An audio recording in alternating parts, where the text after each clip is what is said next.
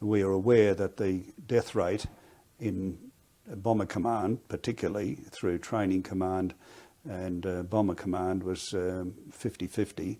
You know, 1 out of every 2 would become a casualty. But the looks on these ladies, they obviously knew from the paper reports that, you know, I was the only survivor, and I could tell that they were being very sympathetic looking, you know, because they'd always warn you that kill yourself if you must, but don't wreck the aeroplane. You know, aeroplanes are in short supply. We've got many of you fellas coming through. Kill yourself, but don't wreck the aeroplane. The flames must have set off 4 of the 9 1,000-pound bombs, and they blew up and blew the left wing off the aircraft, and it landed, that piece landed a long way away from the rest of the wreckage, which spiralled in without one wing. So I didn't jump, I was blown out.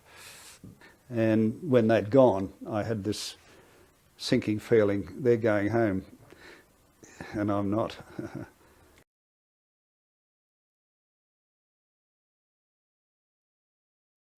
So, yeah, we're going to go back to your childhood days. Yeah? Do you want to just start with telling us about your childhood, where you grew up? And Yes.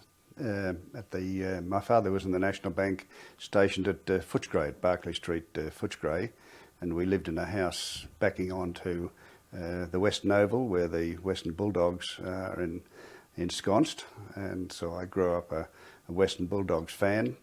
And we lived in that house until I was 4. I don't remember terribly much about Footscray, and then he was moved to an Elsternwick branch in Victoria, and we lived in Caulfield South, and we lived there for the next 7 years, and I began primary school at Caulfield State School, and I was in the 5th grade by the time we left Caulfield. But during that time, just did the usual things, building billy carts, having a pigeon loft and a couple of racing pigeons, and reading comics every Tuesday, and going to the renowned theatre with 10p to spend, 7p to get in and 3p to spend, you know, on a Saturday. Kids screaming and yelling, it was all part of life in those days.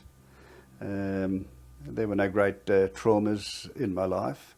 I had a year as a boarder at Caulfield Grammar, and apart from getting the cuts with a cane 2 or 3 times for very minor misdemeanours, I enjoyed that boarding school. Of course, that far from Melbourne, Wallura was 155 miles from Melbourne.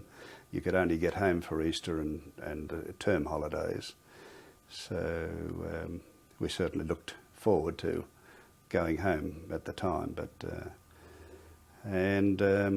towards the end of that, of course, in the September of that year, that was 1939, we were sitting in the common room that Sunday morning when the Prime Minister announced that Britain was at war with Germany, and as a consequence, so was Australia.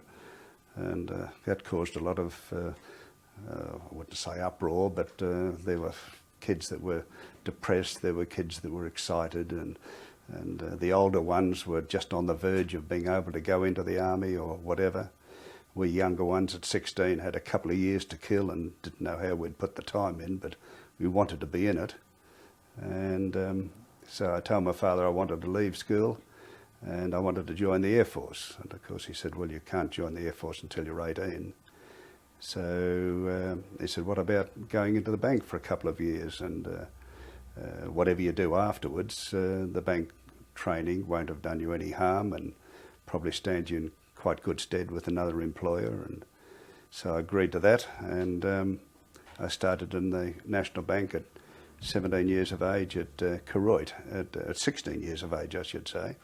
But I enjoyed that life. My best friend was in the State Savings Bank directly across the road, Ted Lawson. He subsequently got called up into the Army and joined the Air Force, and I met up with him in England, and thereby hangs a tale later in the war. After I was shot down and interned, a replacement crew came to my squadron to replace me, and Ted, who'd done 24 trips over Europe, he was sent up for one more practice bombing range over Wainfleet Sands, and the two aircraft collided, and they were all killed. And but you know, I had a very strong friendship with Ted Lawson. Thoroughly enjoyed our life in those early days. And then after that, I got moved to Merino, and when I was 17 and a half, I went into Hamilton and volunteered to join the Air Force when I turned 18. And they provided me with training booklets, 21 booklets in all, and we would do a booklet at a time and send our results just like a school exam. The papers would be set out the same. We'd send them to a school teacher at Casterton. He'd mark them, and just like a school teacher would, send the results off to the Air Force, send the results back to me and say this was right, wrong, or whatever. And at the same time, I was learning Morse code with the local postmaster, and this was all under what was then known as the Empire Air Training Scheme. So we were being prepared from 17 and a half for the role we would commence when we were 18. My next appointment after Merino was at Natamuck, and again I was promoted to ledger keeper from junior clerk, and when I got there were only 3 on the staff, so it meant I was the bottom of the pile still setting the fires in the winter time and carting the wood in, and you know, that sort of thing. And eventually I was given notice to report to the Air Force soon after my 18th birthday, and went down to Melbourne, did the medical and everything else that goes with it, and sent back home because we were on the reserve. There were more trainees than there were vacancies for aircrew trainees, and we were placed on what was known as the Aircrew Reserve, and understood that it would be about 6 months before we would actually be brought into camp for training. And during that time, the Air Force said that instead of waiting for the 6 months, if you'd like to go in earlier in any one of a lot of classifications, such as a carpenter, or an engine fitter, or a guard, or a clerk, a driver, any of those, you could go into camp earlier. So couldn't wait to go in, so I volunteered for that and was classified as a guard. And after a bit of training at Rocklands Dam site just out of Hamilton, was posted to Wagga Wagga in New South Wales, Forest Hill Aerodrome, as an aircrew guard. Okay, so during that time you were at the bank, you still had your sights set on becoming a pilot or entering the Air Force? And a pilot, because in the boys' magazines of the First World War, in those biplanes, they were all fighter pilots, and they had white silk scarves flapping in the winds, in the silk, in the stream of the wind from the propeller, and tally ho, there's a hun in the sun, and you know, and all this sort of thing. And the glamour of it was that was the only way to go. Most fellas went into the Air Force wanting to be a pilot, and depending on their eyesight or their reflexes or whatever, they were adjudged to be, you know, one or the other, which was a blow to a lot, and a lot of excitement to the ones that were. So you started doing some initial training while you were working at the bank, is that right? Yes. I mentioned that I went in as an aircrew guard, and that meant we were kitted out in all our uniform and whatnot.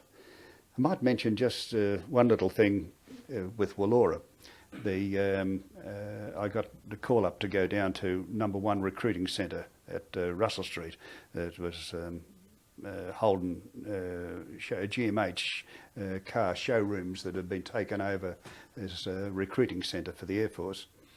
And so on the day that I had to catch the 9:15 train from Wallora to go to Melbourne with my little case of shaving gear and, you know, whatever, toiletries and things, nothing much else. Mum and Dad came over to the station to see me off. The train had come through from Hamilton. It stopped long enough to throw off a mail bag or two and something. Both my sisters came over. They were married by this stage and each with a baby, so they were both nursing a baby, and so they waved me off on the train to the war. And get down to number 1 recruiting centre, and I ran into a WAF there called Nancy Allpress, who used to be at Ararat High School with me at the same level. And Nancy had gone in at 18. She didn't have to wait for the reserve period of the call-up. So she said, as soon as I find out where you're going, I'll ring your dad at Wollura. And so we got through the day's activities, and later on she said, you'll be going through Hamilton, up to Hamilton tonight. So I've rung your dad and let him know. So on the 7:15 train going through Wollura, Mum and Dad are there, both my sisters and their babies. I'm going in the opposite direction this time. And of course they saw me off, more tears. Don't know whether they'll see me again. And the course lasted 19 days at Rocklands Dam. And I was able to ring them and say, I'm coming through tomorrow night on the train. So this time I was in uniform, so they were all over at the train, and they saw me off to the war twice, you know, with 3 times in 2 months. So that was just the little country train going through these little country towns, you know. You talked about learning Morse code from the postmaster. Yeah, he never told me what the deal was, but he must have been paid by the government, by the military, and of course all the telegrams were sent by Morse code in those days. So you at that stage there would have been telegrams coming through about men in action in the war? Yes.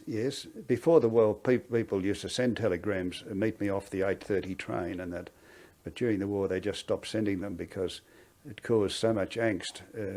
A telegram boy at the door, you know, I've got 3 sons and or 2 daughters or whatever, and away at the war, and which one is it, sort of thing. And I've got a couple of telegrams over there that the Air Force sent to my people, but fortunately, it wasn't missing. It was. The first telegram they got was to say I was safe, and then the message. But I'll show you those later. So this was something that you became aware of in that time you were spending with the postmaster and the... Oh, well, yes. By this stage, when this is 1942, and the war's been going for 3 years, and the older fellas that had joined up early on, and killed in North Africa and that sort of thing, telegrams, were flying thick and fast. Sometimes they'd only be around the suburbs, probably brought by a telegram boy. In my case, it was delivered after hours by the postmaster himself. If it hadn't been urgent, it would have been left until the next day. But he brought it straight down, to the bank. But as I said, it was such a worrying thing that people just stopped sending them unless they really had to. You often see it in a film where the telegram comes and the mother knows instinctively without even reading it that something's happened, and she doesn't want to read it, doesn't want to know, So enlistment then, yeah. Can you paint that picture for us when you enlisted?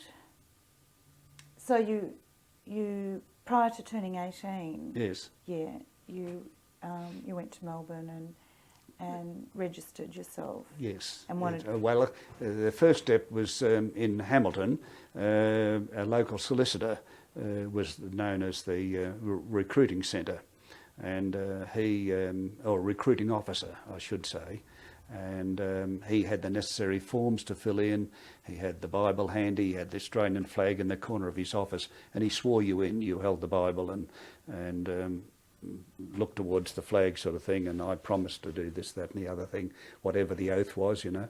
And he'd fill in papers and send them off to the Air Force, and then they'd call you down to the recruiting centre where there were medical officers and dental officers and psychologists, I suppose too.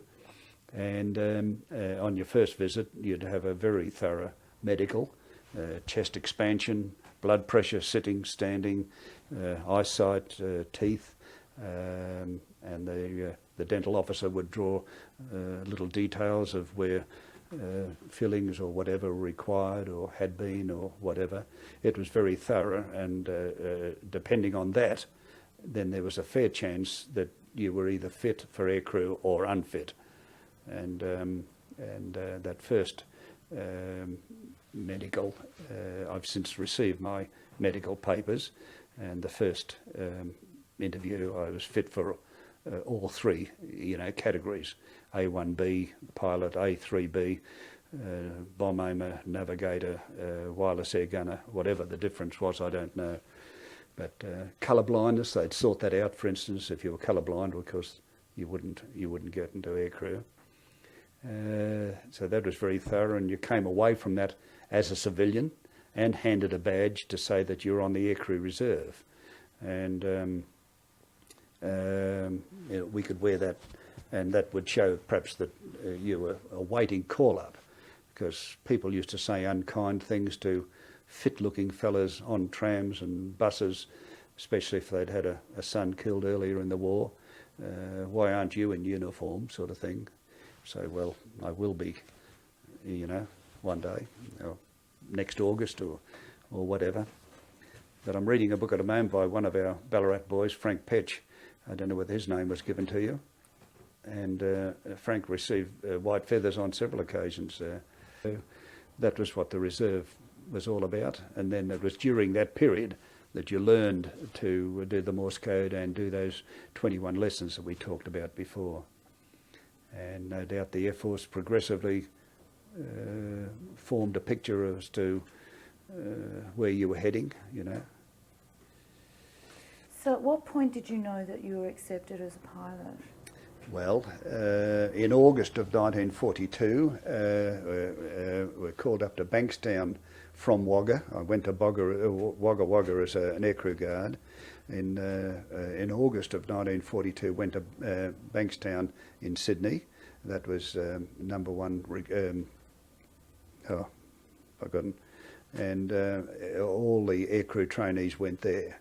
And for 3 months, you worked together, doing all the same studies: armaments, aircraft recognition, gunnery, interceptions, electricity, magnetism. And on the 3rd month, there was a parade, and you were told that you were going to be pilot, navigator, or wireless air gunner. And the wireless air gunners left immediately and went to wireless schools, such as here in Ballarat or Parkes in New South Wales. And the navigators and bomb aimers went to a bombing and gunnery school. And the pilots stayed on another month and did a bit more studying before then, at the end of 4 months, being posted to elementary flying training schools to fly Tiger Moths. And I went to Narendra. So that was it's a bit of a lottery, wasn't it? Standing there waiting to be told. Oh yes, very much so. And as the follower to it, being classified, then they read out the following will go to Canada. So they went over there. The following will go to Rhodesia. Over there. The following will go to Narendra, Clifton, so on, and over there. So your destiny, or what? Not your destiny exactly, but your path. Everybody wanted to go overseas, of course, first up. Some did and went to Canada and, as I said, Rhodesia, South Africa. And this was all part of the Empire Air Training Scheme, not just Australia, but the British Empire as it was then, known. And so at Narendra, we flew Tiger Moths for 2 months, for about 60 flying hours. And some boys went solo earlier than others. And that was always a competition. I'm going, my instructor says I can go tomorrow morning. Oh, what about you? Oh, no, don't seem to be ready yet, sort of thing. And they'd brag a bit about, oh, you know, I went off in 7.5 hours. I think it took me 10.25 hours. But at Narendra, I don't know whether it happened throughout the elementary flying training school, but he didn't. You just practice landing, practice circuits and landing. And at the bottom of the joystick, you could pull the pin out and take the pin right out. And he would take it out and throw it over his shoulder.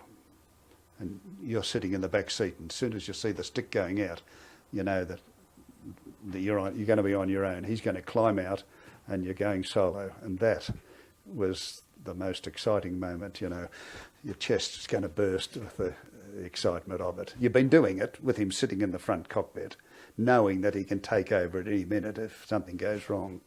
But this is the moment that you're going to take an aeroplane off and do a circuit of the aerodrome and come in and land. And that's your first solo. Joy, what joy. So how did you go on your first solo and your first landing? It went routinely, yes. You know, quite well. And then you continue more serious training after that. Tell me about the landing, I'm curious. Oh, well, in Tiger Moths you attempted a 3-point landing, and so that you know, you throttle back and you're coming in and you're holding off, and you want to get as close to the ground as you can while you've got flying speed. And when the flying speed starts, when you get below flying speed, it sinks onto the ground. Well, if you sink onto the ground from about 10 feet up, then it bounds up in the air and you do kangaroo hops all the way down the runway or over the grassy field sort of thing. But a tail down or a 3-point landing is the ultimate, you know, just sink onto the ground, tail down and run on a little bit and then turn crosswind and then taxi back to your instructor and he either says, well done, Clifton, or bloody hell, you know, because they'd always warn you that kill yourself if you must, but don't wreck the aeroplane. You know, aeroplanes are in short supply. We've got many of you fellas coming through. Kill yourself, but don't wreck the aeroplane. It's a bit hard to separate the two, really. So how many sort of circuits and landings had you done with the instructor to get to that point? Oh, yeah, well, my logbook would tell me exactly, I suppose. Like, first of all, you go up for half an hour's familiarisation. He just flies you around and he tells you, I'm pulling back on the stick now, and your nose comes up and I'm pushing forward and it goes down, and now I'm going to push it over to one side and you'll see that aileron come up, and that means the aircraft's going to bank, and I'll apply a bit of rudder and round we go that way sort of thing. That's just familiarisation.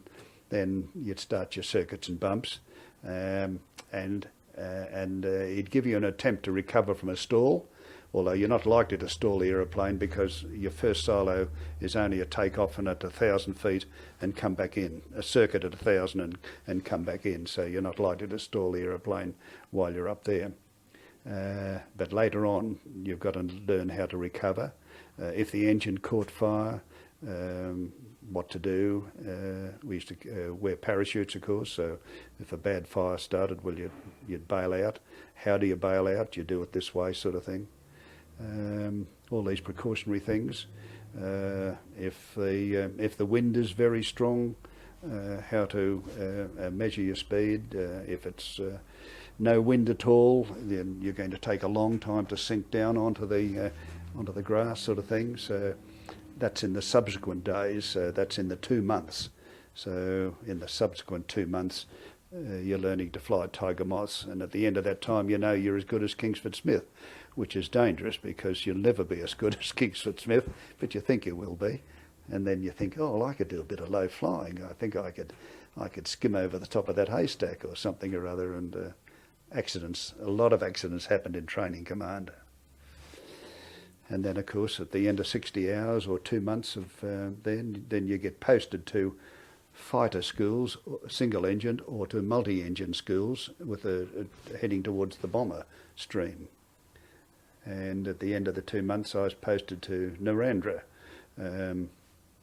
you're a New South Welshite. All these names are familiar to you, no doubt. And Narandra, of course, is also just out of Wagga. And Quinty. I said Narandra, opposed to Quinty. And great, I'm going to be a fighter pilot. So for 10 days we do all sorts of drills, action in the event of swing on takeoff, the engine catching fire on takeoff, all those sorts of things, and other studies. And on the eve of flying, they took us up into the hangar, a few shorties like myself, and there were about 10 of us, I suppose, on the course, and they wanted us to sit in WWII and apply full rudder with either foot. And if you had to lift your buttock to get the full rudder on, because the axis of the rudders are fairly well forward, then you were deemed too short in the legs for WWII aircraft. And that's what happened to me. But they could have done that. The very first medical that I had, way back, before determining what sort of a pilot you were going to be, because right from the word go, I was condemned because I wouldn't be able to fly WWII aircraft. And the sad thing about the WWII was American Harvard. They tried to make it into a fighter plane, the WWII, an advanced plane. And in the process, they took the axis of the rudders forward, which made it harder for you had to have reasonably long legs to reach them. So I've got an endorsement in my logbook where I could show you insufficient leg length for WWII aircraft. and for 2 months I washed up dishes in the pupil pilot's mess. So I'm very good at washing dishes. My wife will confirm that. And at the end of 2 months I got posted to Malala in South Australia.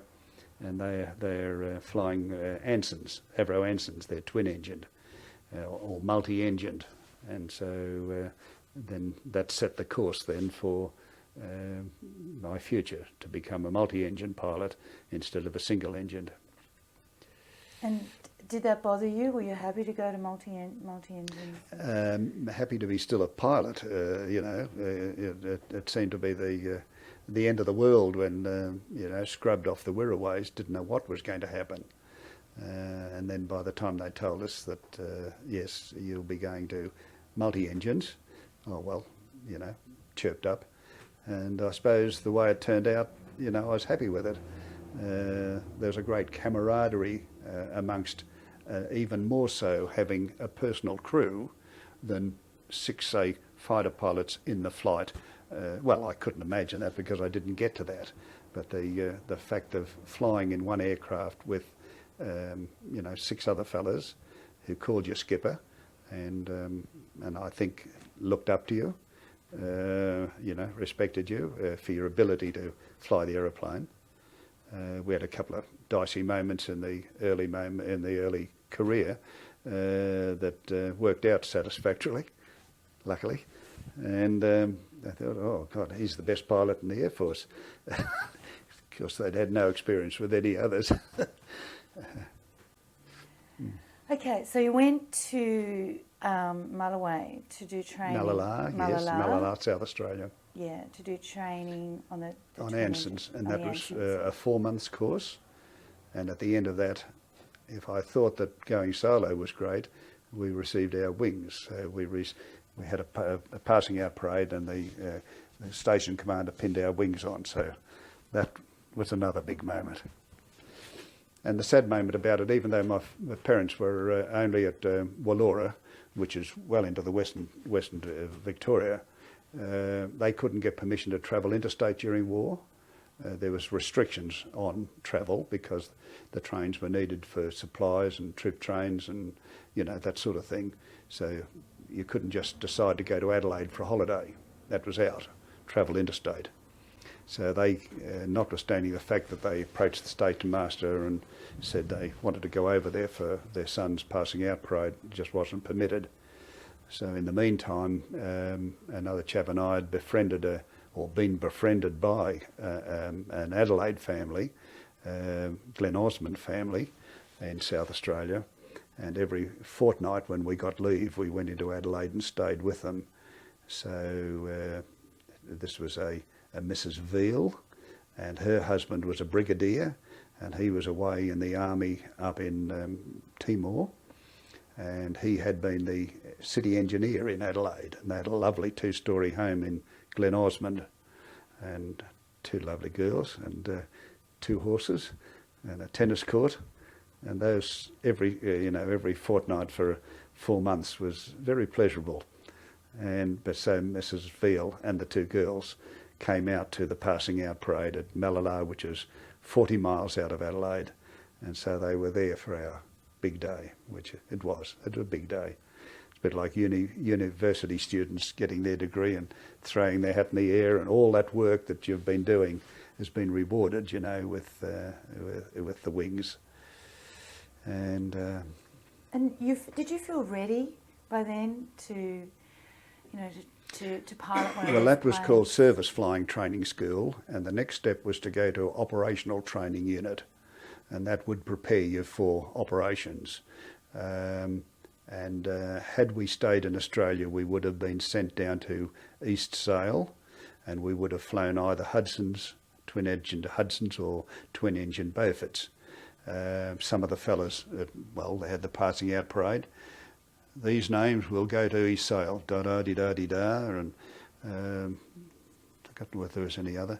These will go to the United Kingdom, and I was amongst those. So at last we were going off to the UK. So we didn't get into operational training as quickly as the fellows who were sent straight to, say, East Sale, because after probably a week's leave they would have started their flying training, and probably 2 months later they might have been in action, up in New Guinea or somewhere other like that. Instead, we had embarkation leave and sent to embarkation depot, and then caught an American transport out of Sydney to take us to San Francisco. The embarkation depot was Bradfield Park? Bradfield Park, yes. I'd been there earlier for our initial training school. That's what it was called, IT, number 2 ITS, and that's also number 2 embarkation depot. So we're only there briefly for a few days, and then we caught this American transport, the USS West Point, and there was a draft of about 220 Australian airmen. A lot of Americans going back, injured. Some had gone off their heads. They were in confined quarters. They'd been in the Philippines, Corregidor and these places. Others had misdemeanours and were going back in chains because they'd played up in Australia. So we went straight to, when I say straight to San Francisco, we went virtually due east to South America and then up to avoid any Japanese submarines that might be roaming around the Pacific. And then we got to San Francisco.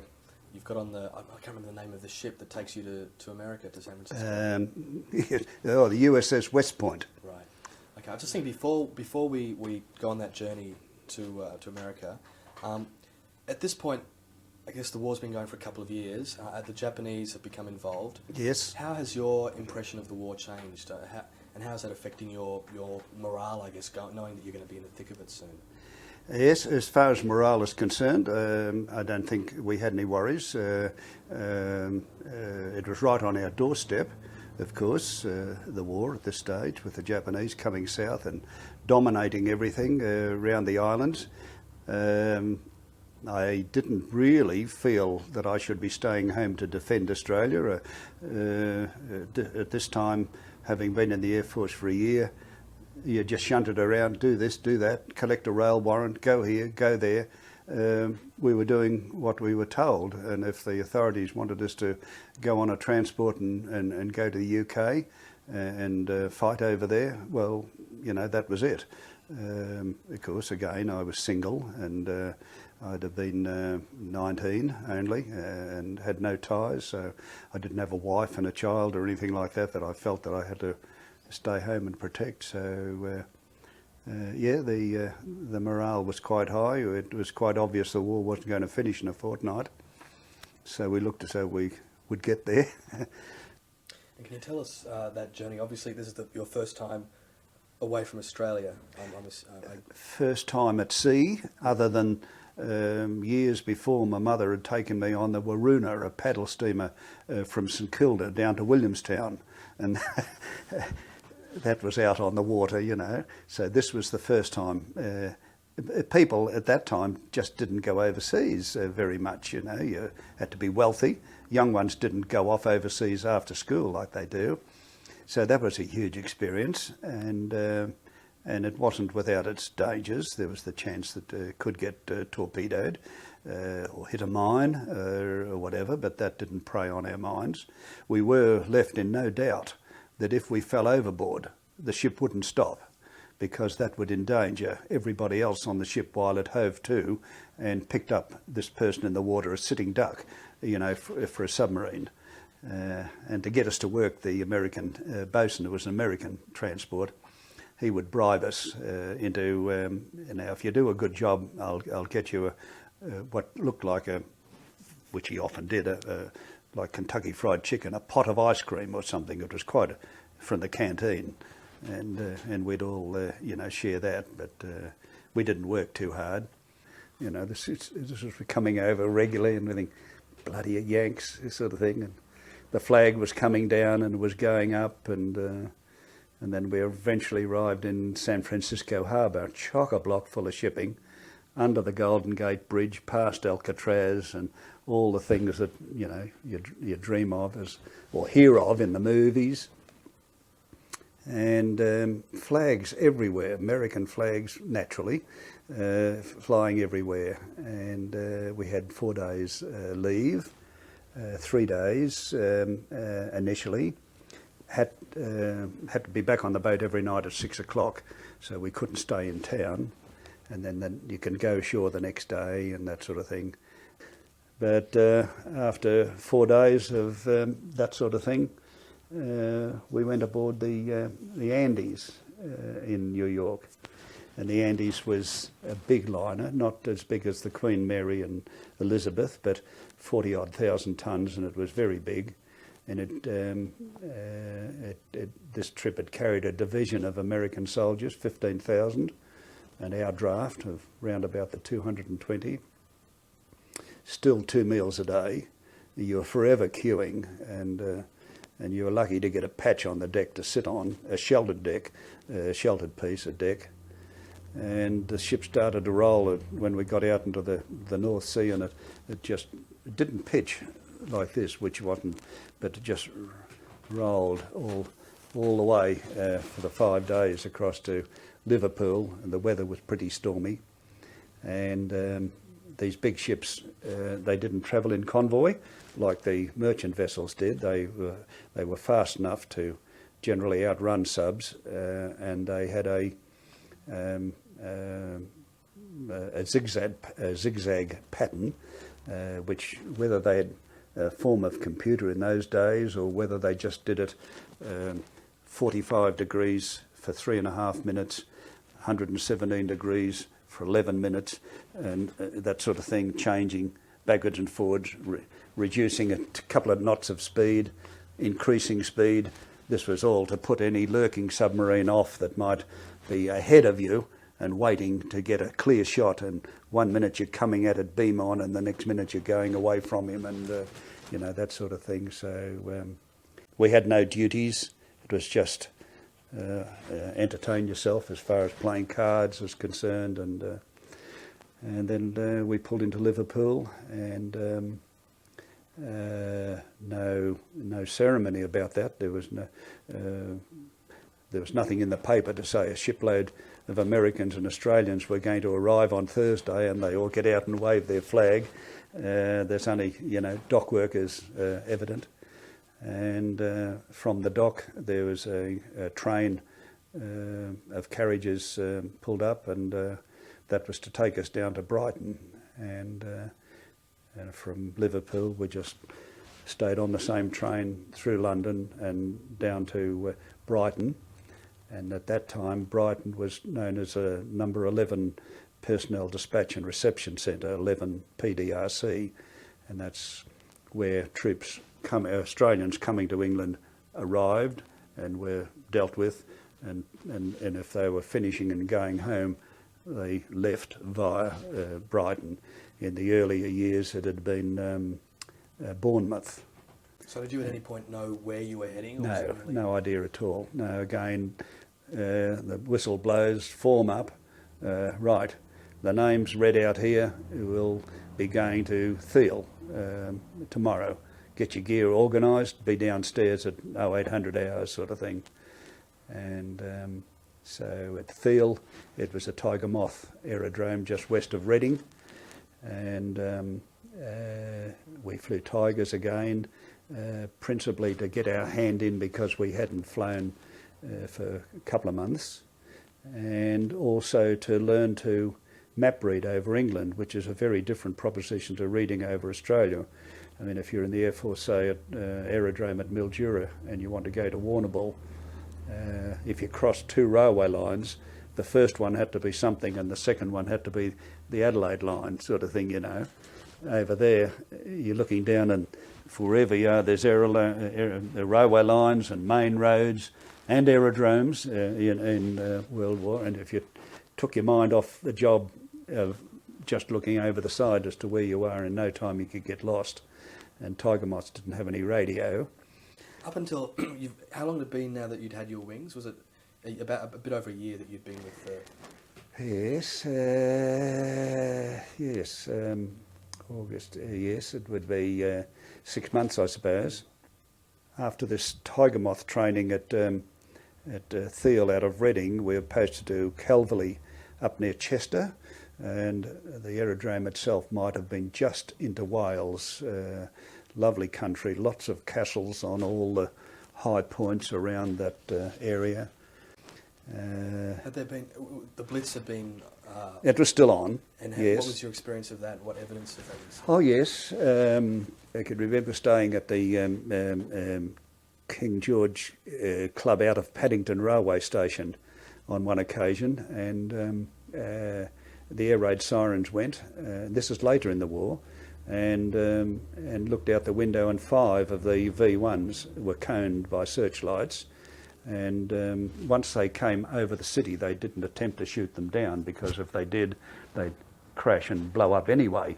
And there's always a chance if they might overfly or whatever. The big effort to get them was out before London and out over the Channel if they could. But a hell of a lot got through to London. Yes, the air raid sirens went, and I thought, oh hell, I suppose we'll all dash down madly to the cellars, to the air raid shelters. And of course the place was full of servicemen, mainly British, whatever, Army, Navy, Air Force and whatever, and some Australians.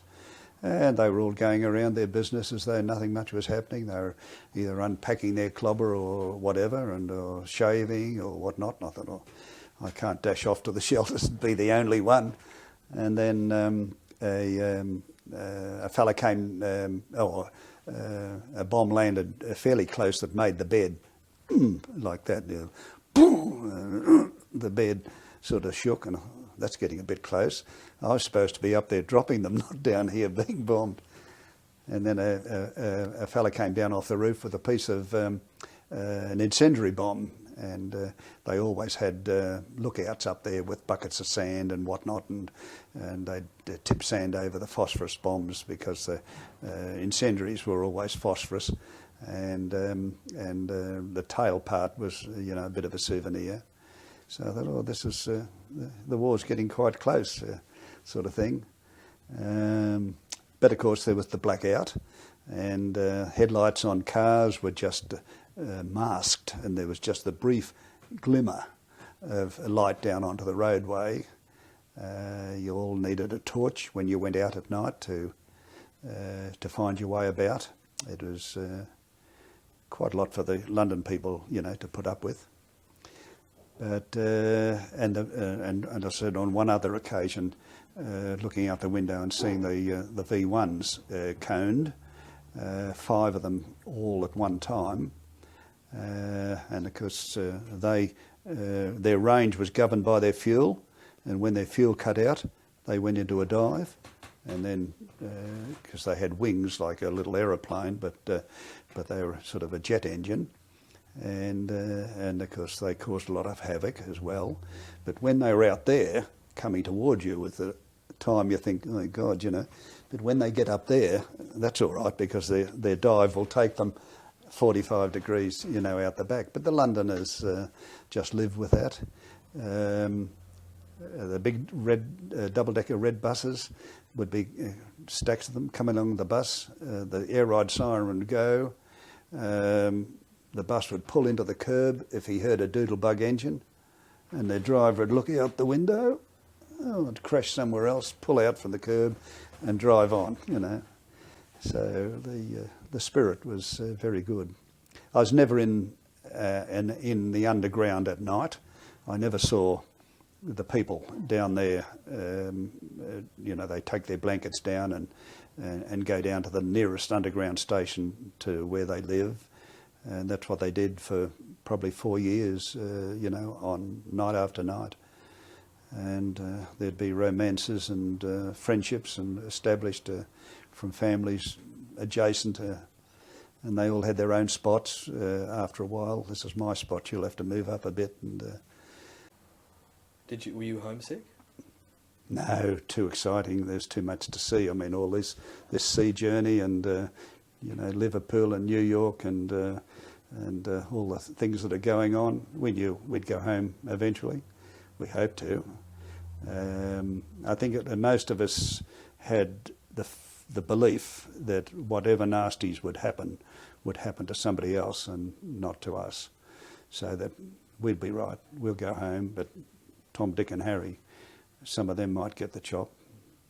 We are aware that the death rate in Bomber Command, particularly through Training Command and Bomber Command, was 50-50. You know, 1 out of every 2 would become a casualty. But still, you know, as they say in the Air Force, press on regardless. And you were aware of that even during the training period before you joined the squadron? Yes. It became more evident when you got to a squadron, of course, because then names became real things. You know, there's the 14 names from the squadron gone up on the board and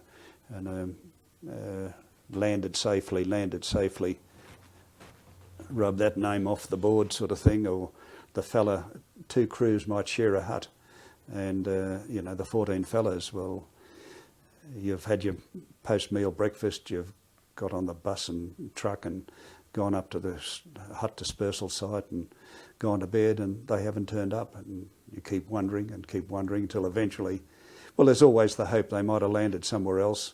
And that happens because if an aircraft got shot up and its hydraulics was such that they had no brakes and flaps, there were about 3 aerodromes up the east coast of England with long overshoot runways, and you knew that you could put down there because you didn't need brakes to pull you up. You could run 10,000 yards instead of the usual 1,400 yards, you know.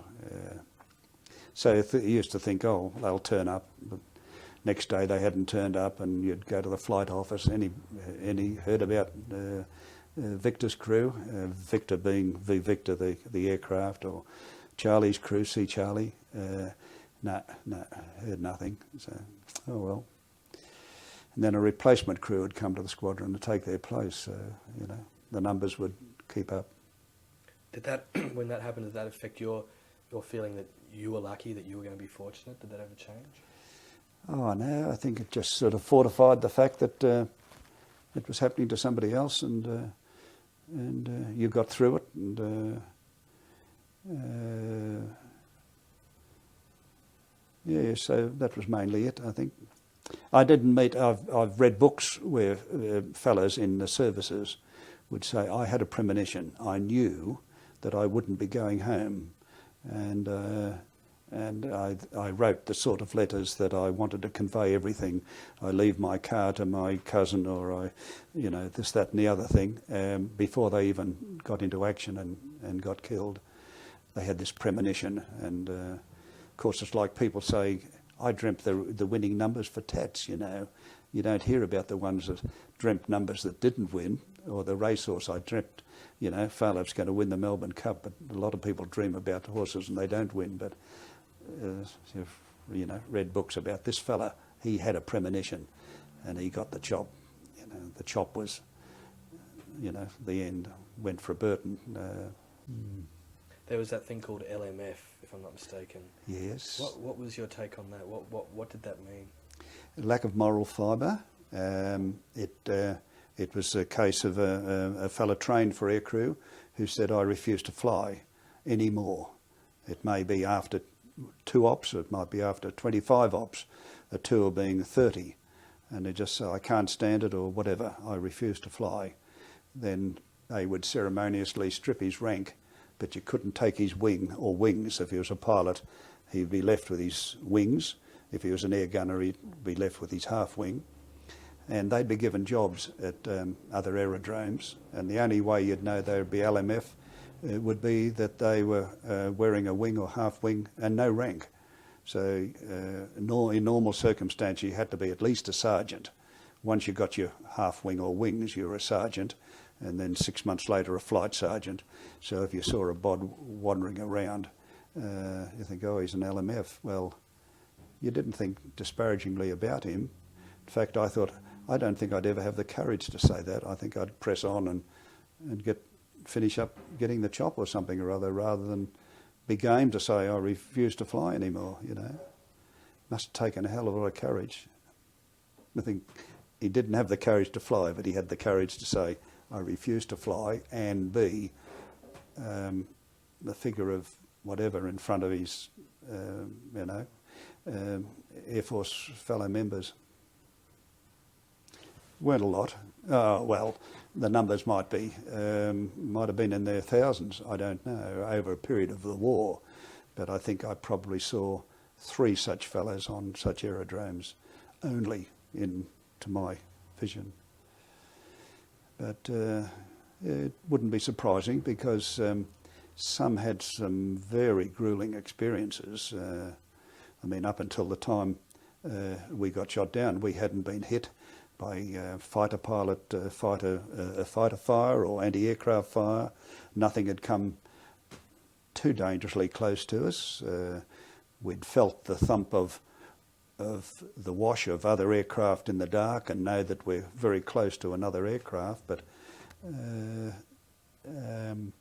others had their elevators shot away. A couple of the crew members are dead. The aircraft struggling to get home, and that might happen a couple of times in 10 trips. So, you start to think.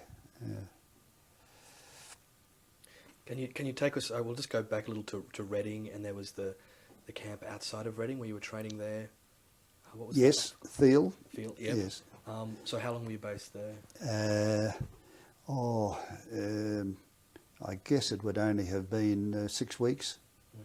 And we did mostly navigational exercise, and not teaching us to fly, but a lot of it was solo work, and link trainer. Link trainer is a little model aeroplane that is controlled. You put the stick forward, and your little aeroplane puts the nose down, and you pull the stick back, and it does this.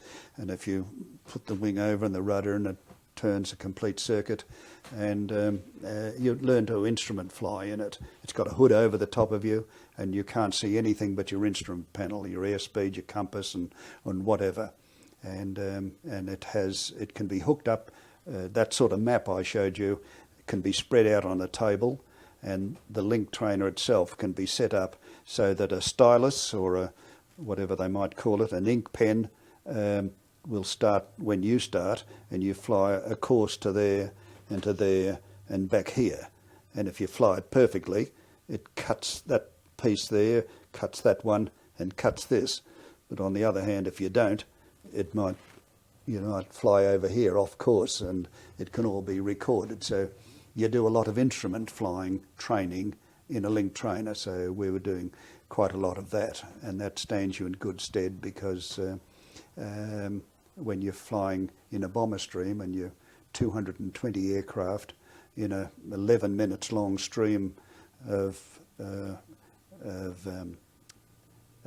you can't see any of them, no navigation lights. They'd have a fit if two aircraft flew within 1,000 yards of one another at Tullamarine Aerodrome. But here you are, 220 four-engined aircraft in a stream 11 minutes long, heading towards the one target and going to aim to fly exactly over the top of it. And there were collisions, naturally. And often when an aircraft got off course a bit and he came back onto course, you'd cross his slipstream and your aircraft would buck with the turbulence of his four propellers, and you'd know that somebody was just out there the front of you. Which is always comforting to know that there was somebody out the front there. How was it you were able to coordinate? I mean, it sort of seems an obvious thing, you just get up there and you're in formation, but what did it take to be able to coordinate those? Well, you're not. Americans flew in formation in daylight, and the formation was such that they were stepped up and stepped down, so that their guns protected the force. But we flew at night, and they called it a gaggle. So it's a bit like geese. They don't form in a strict arrowhead formation, but in a conglomeration of birds sort of thing. So it was a gaggle, and you just aimed to reach the same point, and they gave you 12 minutes usually in which to get over the target, the 220, and a quarter of you would be in the first 3 minutes, and the next in the next 3 minutes. So after flying a zigzag course over a year of 1,400 kilometres or something, you're expected to arrive at 3 minutes within 2 a.m. in the morning, and no later than 3 minutes past, and the next was supposed to get there between 3 and 6 minutes, because you didn't want everybody arriving there at the 1 minute, all stacked up over the all wanting to drop their bombs simultaneously. So the navigation had to be a bit precise, but it didn't mean that it happened that way. There were those that got there early and those that got there late, and that sort of thing. Well, I guess we're sort of working towards that Yes. phase. From Field, what was the next? What planes were you at Oxfords, airspeed Oxfords. At Thiels, that was Tiger Moths. Then we went up to Calverley and flew airspeed Oxfords. That's twin-engine aircraft, and that was all just pretty nothing much eventuated there. And then we converted to Wellington bombers, which at the outbreak of the war were Britain's heavy bomber, Wellingtons and Stirlings. And they're a fairly big aircraft. And it was at the start of that course that we were crewed up. We formed a crew. And this was a unique experience. If they sent 12 pilots to the course, they'd send 12 navigators, 12 bomb aimers, and 24 gunners. And you were all told to report to the hangar, and you'd be looking around, and you'd see all these bods milling around. You think, well, how the hell am I supposed to crew up? I don't know whether you've got to expect that they've all passed their courses to this point. They're eligible, they're capable.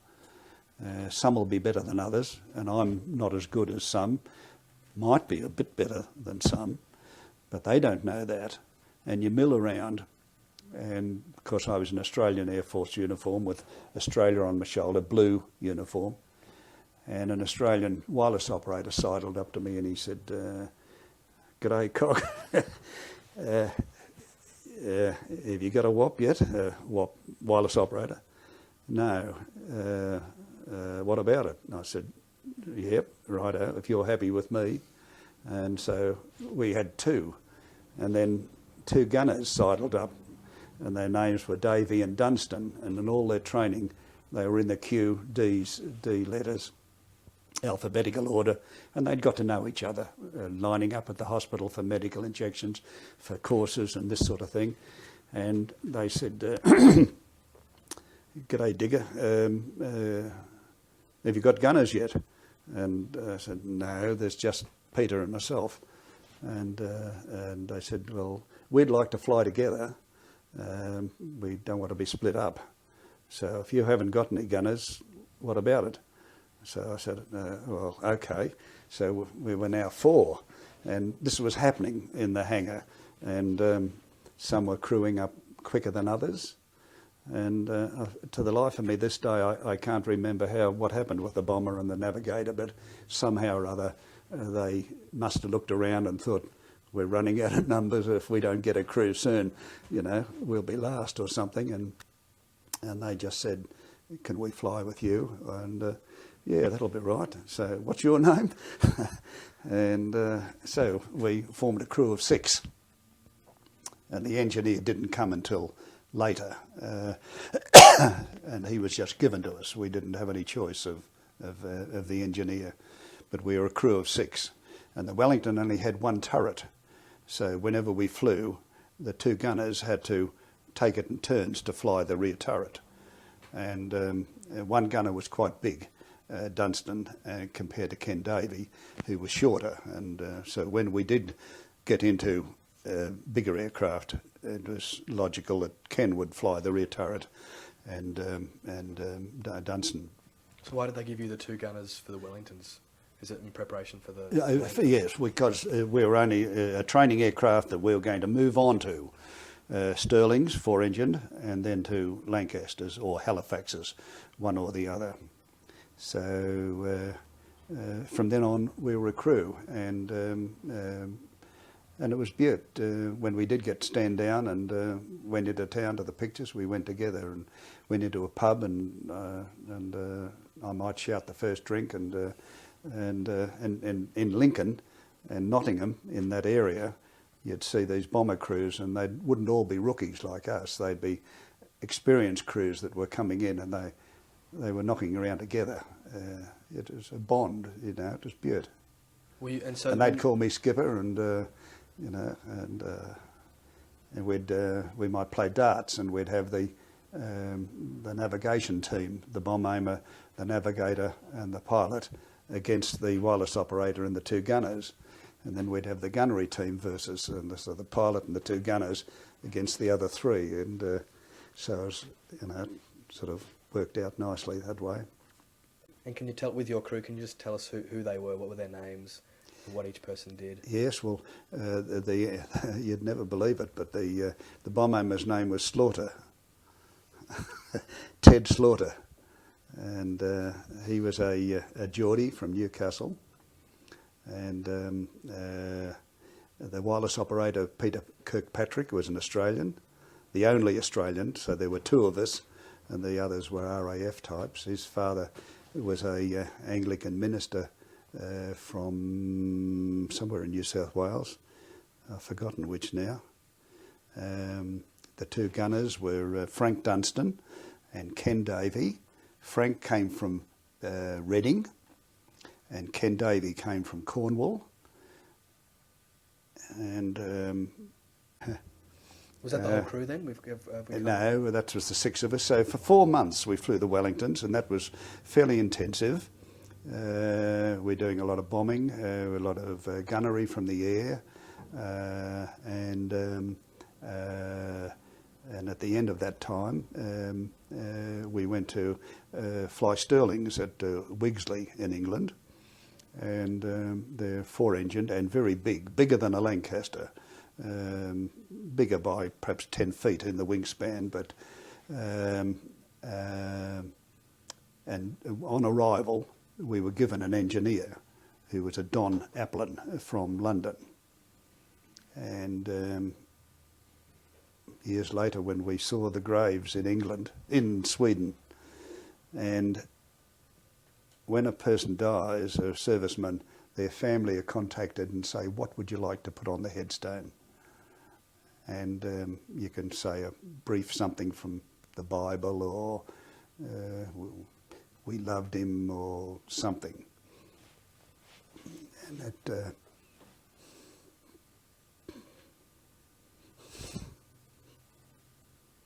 sorry. It broke Marie up because there was nothing on his headstone. The others had, he died that we might live, or he was taken too young, or something. But his parents, for some reason, didn't see fit to put something on his headstone. But it upset Marie. Her faith is very strong. Yes. See, it can happen. Are you okay to go on? Mm. Yep. So the crew's now training on Sterlings. Yes. And what, how does the training differ? Is it more of the same, or is it just getting acquainted with different technology? Well, it was more for me to handle the 4 engines, and of course when you're hammering down the runway, you've got 4 throttles to push up and that sort of thing, and you've got to learn to, with the instructor, to perhaps land on or to cope on 3 engines, or even on 2 engines if need be. If one caught fire, you'd have to feather it and manage on what was left, and then you had to taxi on the remaining engines. The handling, became different with the 4 engines, and we had an anxious moment on the Sterlings. We had to do what was called a radius of action. We had to climb to as high as we could, and we're up about 21,000 feet. And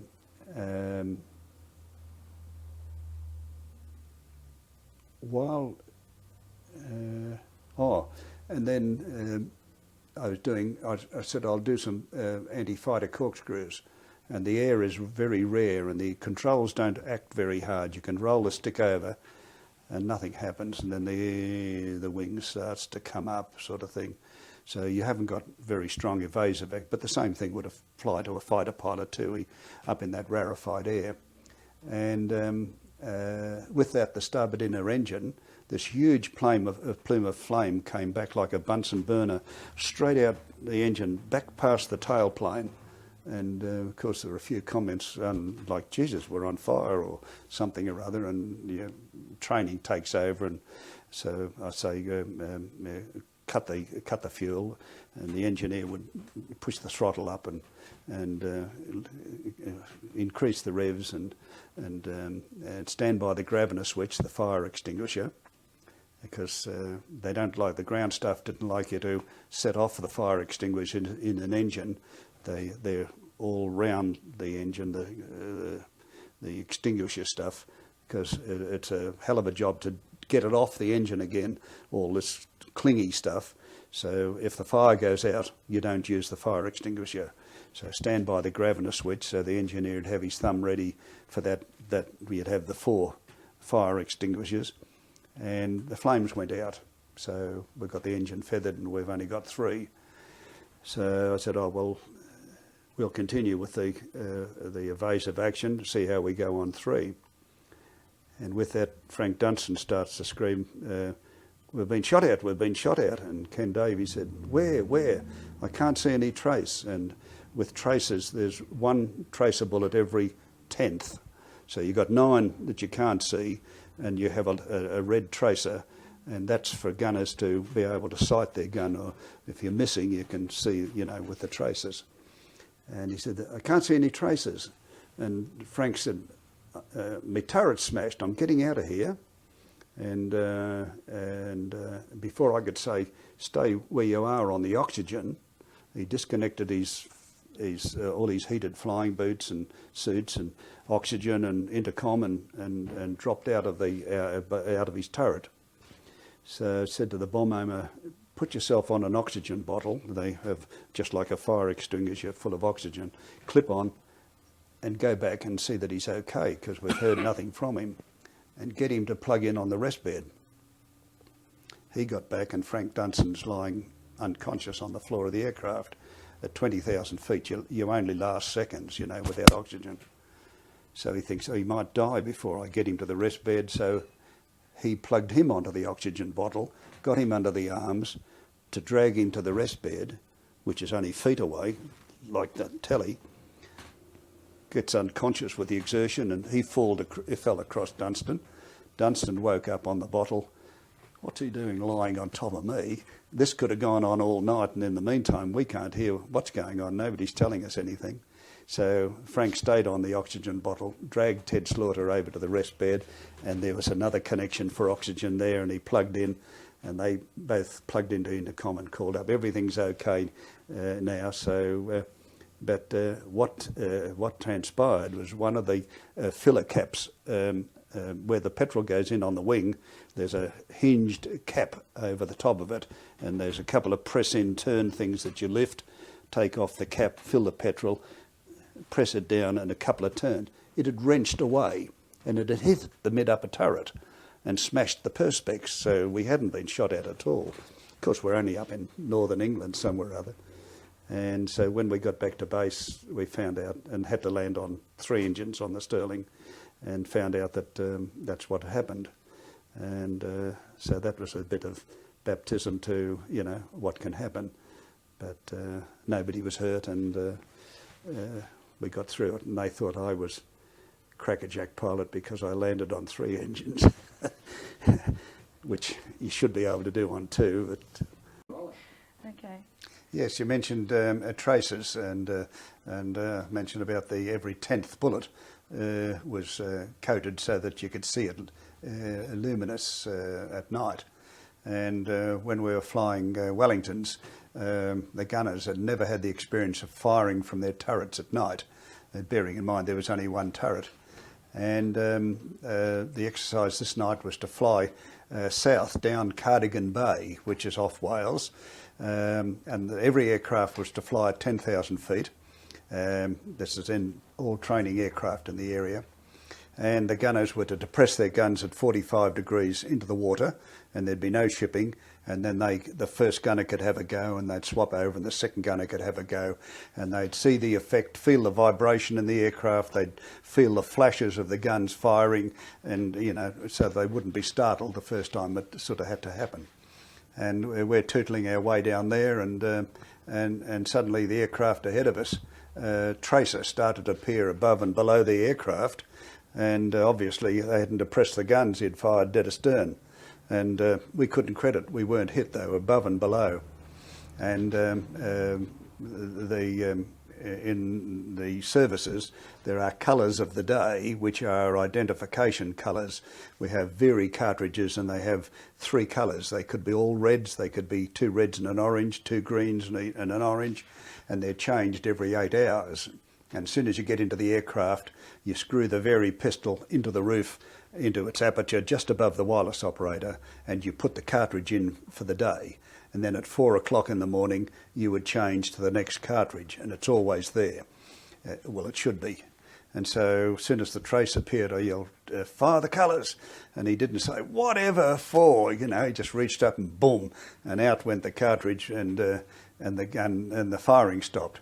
But we couldn't get over when we got home that there wasn't a bullet mark on the plane, and yet these traces, and bearing in mind we only saw the 10th, we didn't see the 9 in between, you know. But so we came under fire in training command, our own fire. Mm-hmm. So would you say that you were well trained? I mean, by the time you completed your training and you were ready to go into operations, how did you feel about your training? Oh, I thought it was excellent. Very expensive, of course, particularly for pilots. But yes, and some of it was very short-lived, of course. I reckon that a lot of crews went lost on their first mission or first operation, whether it's through inexperience or bad luck, but there was no control over that, of course. So after Stirling's, we were sent to a finishing school, and that to fly Lancasters for the first time, and that was just out of Nottingham, and that was only familiarisation and just to learn the instruments of a different aircraft. and after a few hours flying, then we were posted to a squadron. And in our case, we were posted to 57 RAF Squadron. There you will encounter perhaps that there are Australians that flew in Australian squadrons, 467, 463, and others. But in this case, we were fed into Bomber 5 Group and 57 RAF Squadron, and that was at East Kirkby, and that was between Boston and Lincoln in Lincolnshire. And Lincolnshire was known as Fen Country. It was always flat and uninteresting, and naturally enough, when war came along, that's where all the wartime aerodromes were built, where it was nice and flat for landing grounds. And initially, we just flew as a crew on the squadron for more training. They gave us more, sent us up with a Spitfire for fighter affiliation, and he would make dummy runs at us, and we'd dive away and do our evasive tricks, and he'd have a cine camera in his gun, and our gunners would have a camera on their guns, and it would record if they got a hit, or if he shot us down, for instance, But he played it correctly, coming in out of the sun and diving past and squirting away and that sort of thing. But that was all, part of the training. We did a lot of training and right through the series at local baths,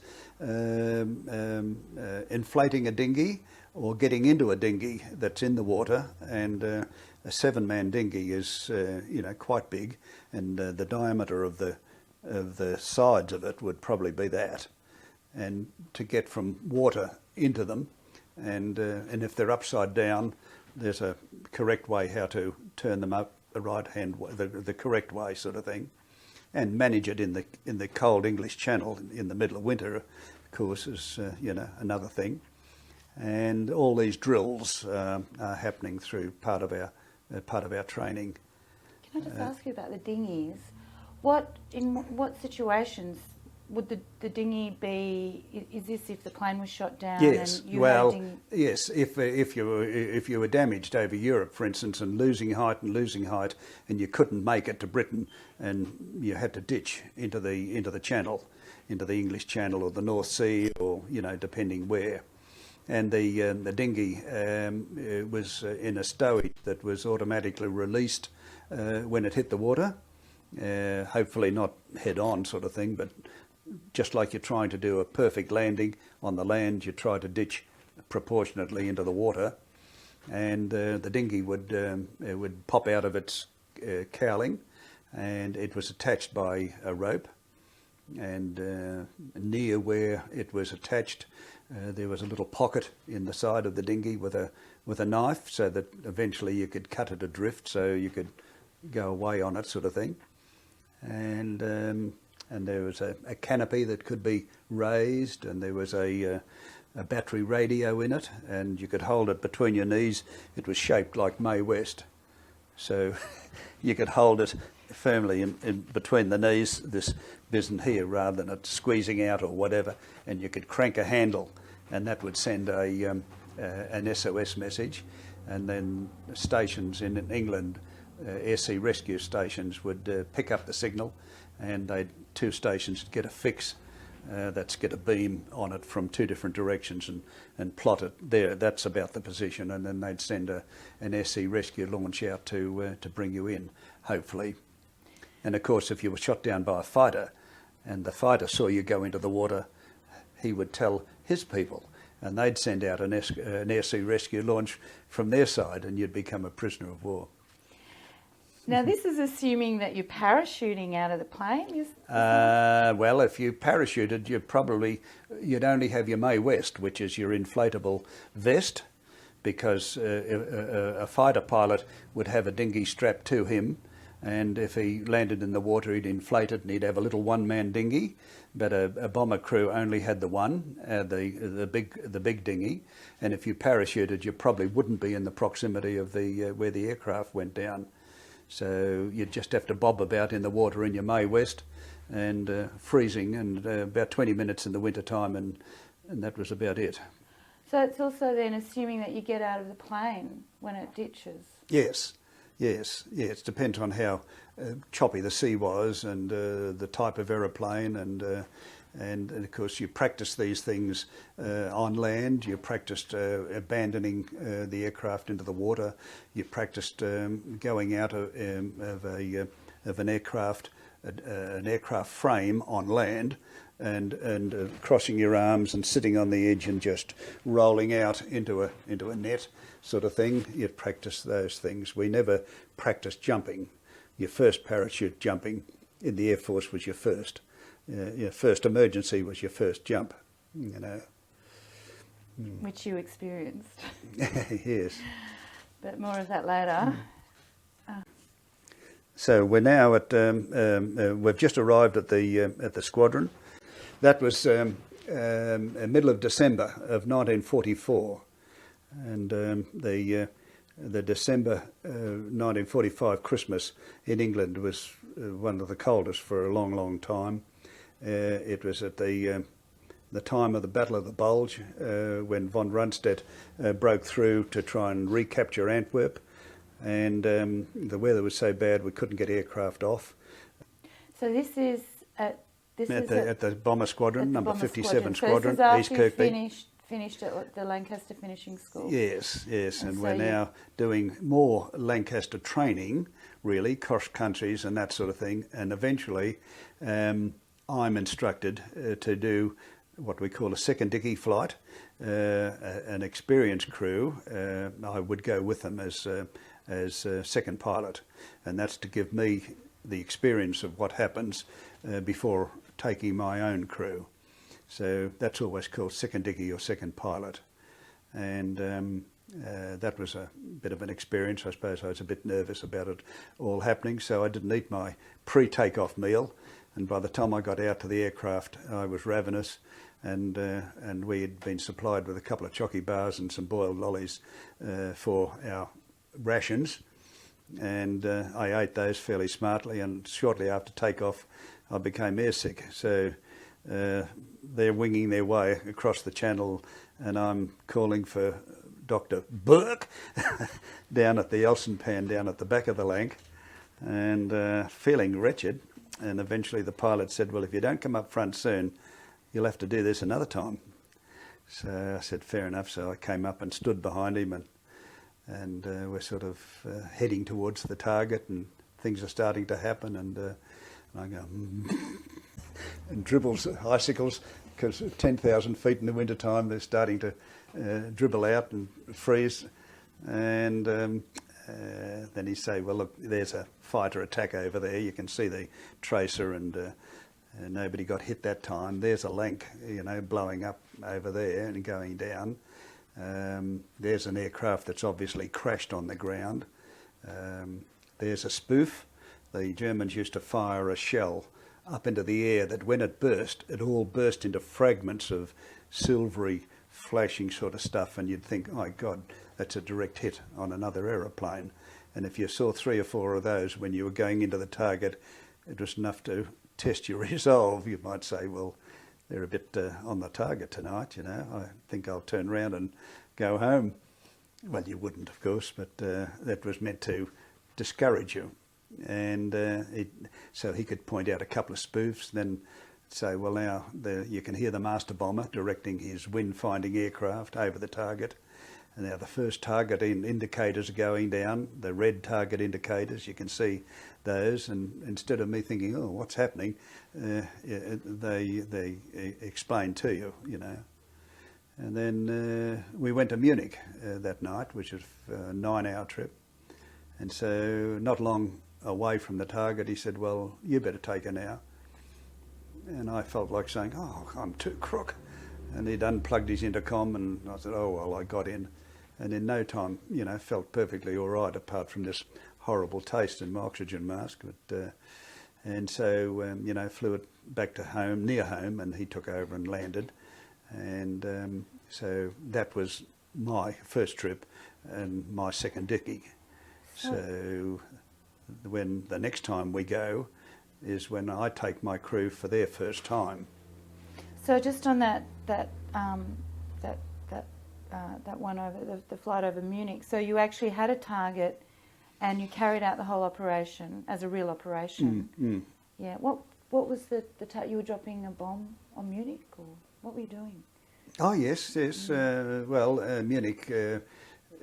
Every operation, they told you what was there, whether it was rail yards or whether it was a concentration of army tanks on the outskirts, or whatever. And we were never told to just bomb a city because it was a city. It did happen with Hamburg, but by the time I got going, they seemed to be all legitimate targets, marshalling yards, enemy troops, no orphanages, thank goodness. But so that was uneventful, and we landed quite safely. And the next time we flew was my crew's first trip, and so it was an experience for them. And it was to, I won't go through all of them, but it was to Royan on the French coast, and they were submarine pens. And they wanted us to be very accurate because Royan was a French town, and the underground had been alerted for the people to get out of the road if they possibly could. And we were told to bomb, as accurately as possibly you could. And when we were approaching Royan, the master bomber who'd got there early and organising the flare droppings said, "We can't do it accurately enough. You'll have to go round again, orbit 5 minutes to port," which means you go straight through the target, and of course they're shooting all the time, so you go round in an orbit, waste 5 minutes, and then come in over the target again. And that rattled the crew a bit because, whereas I'd been once before and knew the drill, they say, let's get out of here and let's go home. So I had to adopt the skipper's voice. "Settle down, chaps. We're going to do this properly," and which we did, and everything seemed to go off all right. And we got home, and they were happy. They'd done one trip, so they were old hands at it, So this was what you said. It was a submarine pen. Pens, yes. German submarine pens. At this stage, the D-Day landings had occurred some 6 months earlier, 5 months earlier, but pockets of German resistance held out all down the coast, and Royan was one such where the German troops were beleaguered. They couldn't get out. The French underground held them in. But there were also German submarine pens operating from there.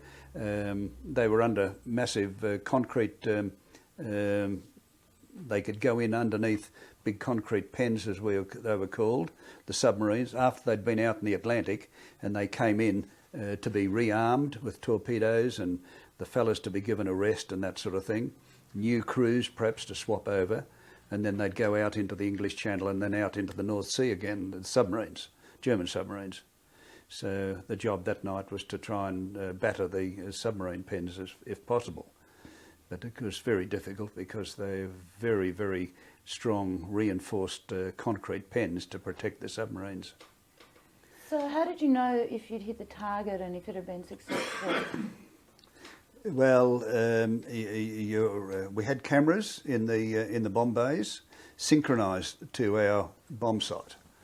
And when you flew over the target, from the minute you released the bombs, you had to, or instructed to fly straight and level for 30 seconds. That's a fairly long time, Not to take any evasive action whatsoever, and then break away after 30 seconds. And all that time your camera was open, and it would record an aiming point, and with their knowledge of the target and the height and measurements and things, they could create back home whether you'd got fairly close, within 50 yards or 200 yards or whatever, So we had cameras all the time. I have to say that in the early part of Bomber Command, they didn't have the cameras, and some of the fellas, and things were a lot stickier earlier in the war, heavier bomber losses and that. Some of the fellas, instead of going east, went west out into the Atlantic for the prescribed number of 9 hours and flew home again, jettisoned their bombs and flew home and said, oh, it's a bit tricky tonight, you know. And So how did you go with the crew? How did the crew manage on their first trip? What was...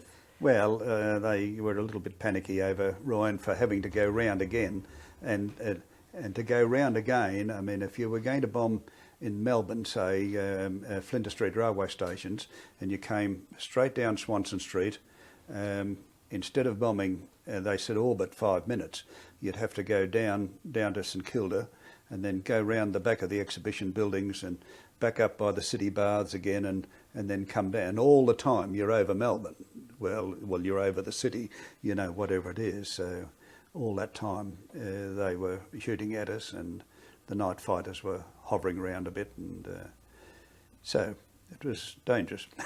But communication between all the crew, that'll work well? Oh, well, you know, it's a crew thing, and we had the arrangement you don't talk unless you need to, and keep it brief. It's no good saying, look at all those lights out there. Oh yeah, I can't see those. No, point them out to me.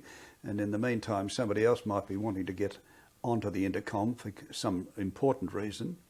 So we kept it to rear gunner to pilot, you know, nav to pilot, bomb aimer to pilot, you know, that sort of thing. In that order? Yeah, ferrying it back through the pilot all the time to decide what course of action. So you returned and... Oh yes, and you celebrate. So you go to the pub, you know, the next night, or go to the dance in Nottingham, or you know, somewhere, Lincoln, Boston. Boston wasn't much of a town, and you'd always know at 5 o'clock at night if you were going to be stood down, and they had what they called the battle order. And the crews that were flying that night on operations were on the battle order, and then you wouldn't know the target. You'd go to, if necessary, well, pilots would go to their flight commander, and he'd say, "Oh, the mechanics tell us that your starboard engine is playing up a bit. I think you better air test that this morning and see if it's okay." If that was the case, then you'd go down to the flight and take it up for 25 minutes or so and test various things and come back and report that it was okay or unserviceable. If everything was all right, well then you'd go to, the flight commander might be talking about incidentals rather. He perhaps wouldn't know the target at this stage. Then you'd go and have your pre-takeoff meal. Then you go to briefing. And the briefing hut would be a whole series of tables that would accommodate 7 of the crew at each table, and the big map at the end of the wall would be covered with a dust cloth. And once we're all in, there'd be 2 service policemen, airmen police, standing at the door, and the station commander would say, right, lock the doors, and they'd go outside and they'd patrol the building to make sure nobody was listening or poking around the place. And then briefing would commence, and they'd pull the dust cloth away, and the experienced crews would go ooh or ah or not again or whatever, depending on, you know, what was coming up, what they thought was an easy target or a not so easy. Not Berlin again, sort of thing. And the armaments officer would tell you what your bomb load was. They'd tell you what the target indicators, colours and that sort of thing were going to be used that night. The weatherman would tell you about the wind. Somebody else would tell you about the anti-aircraft dispositions and night fighter fields to steer clear of, and all that sort of thing. And then it would come to takeoff time, and you'd go to the hut and draw your parachute. And there was always a sign over the hut, if it doesn't work, bring it back and we'll give you a new one, which, while you're buried about 6 feet in the ground without a parachute, you're not likely to take it back. But the WAFs were always very pleasant about it and wish you well and all that sort of thing. And then You go outside and get into what we call tenders, trucks that accommodate a couple of crews. And bearing in mind this was probably in the blackout, the WAF drivers always seemed to know where the aircraft were.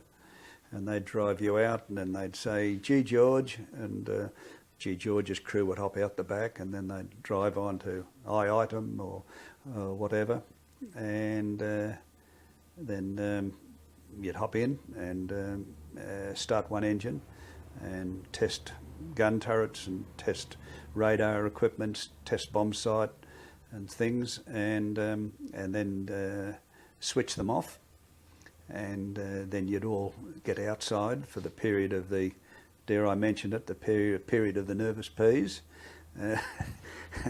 And what was the mood? You know, as you go into the get your parachutes from the huts and the business-like, you know. As, I can't say that people were terror-struck or, "Oh, I don't want to go," or, you know, it was just going about the job. That's what you were there for. I mean, if you didn't want to do it, well, you wouldn't have signed up for it. And you want to complete the tour. You want to complete this trip and the next and the next. You know, chalk them up towards the end of the tour. So then a flare would go up. No radio.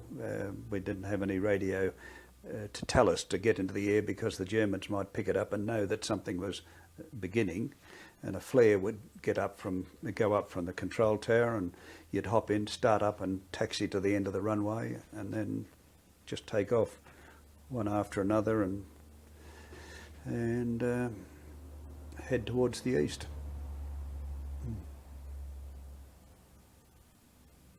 So how many would fly out in a formation like that?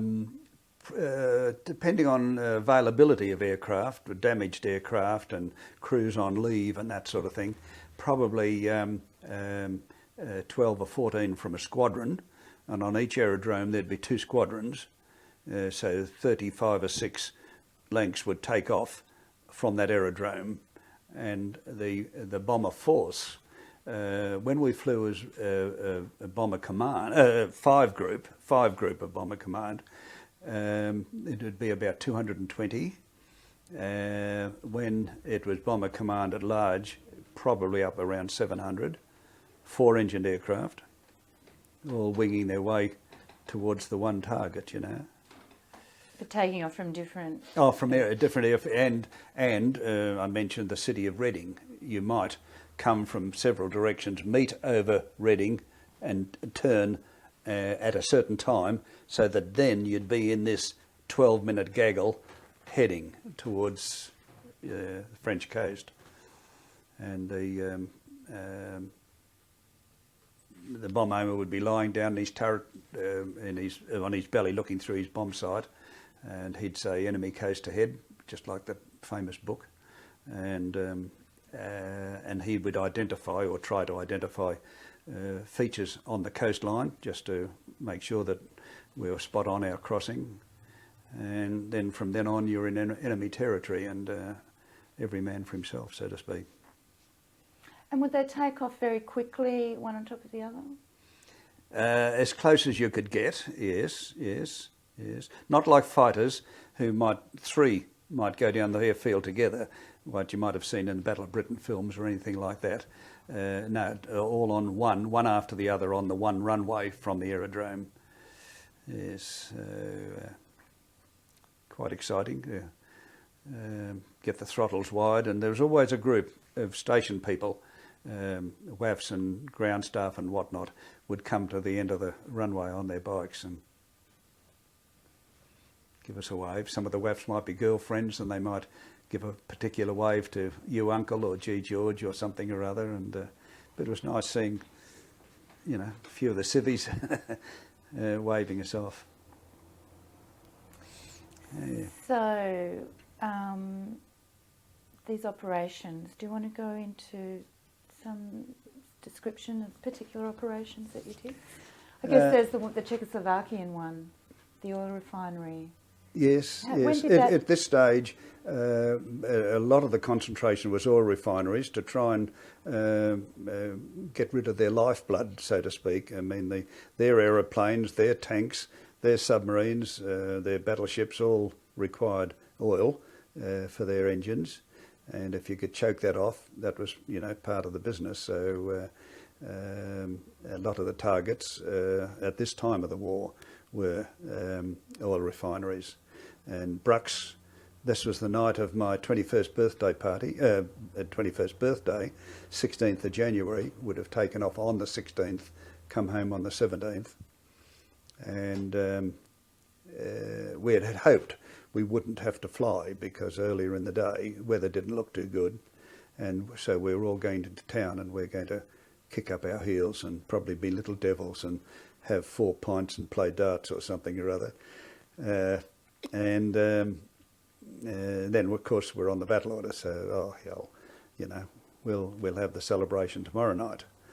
And about this time, I got a letter from my mother's sister, Auntie Jen, to say how sad it is for you to be having to celebrate your birthday in war-torn England.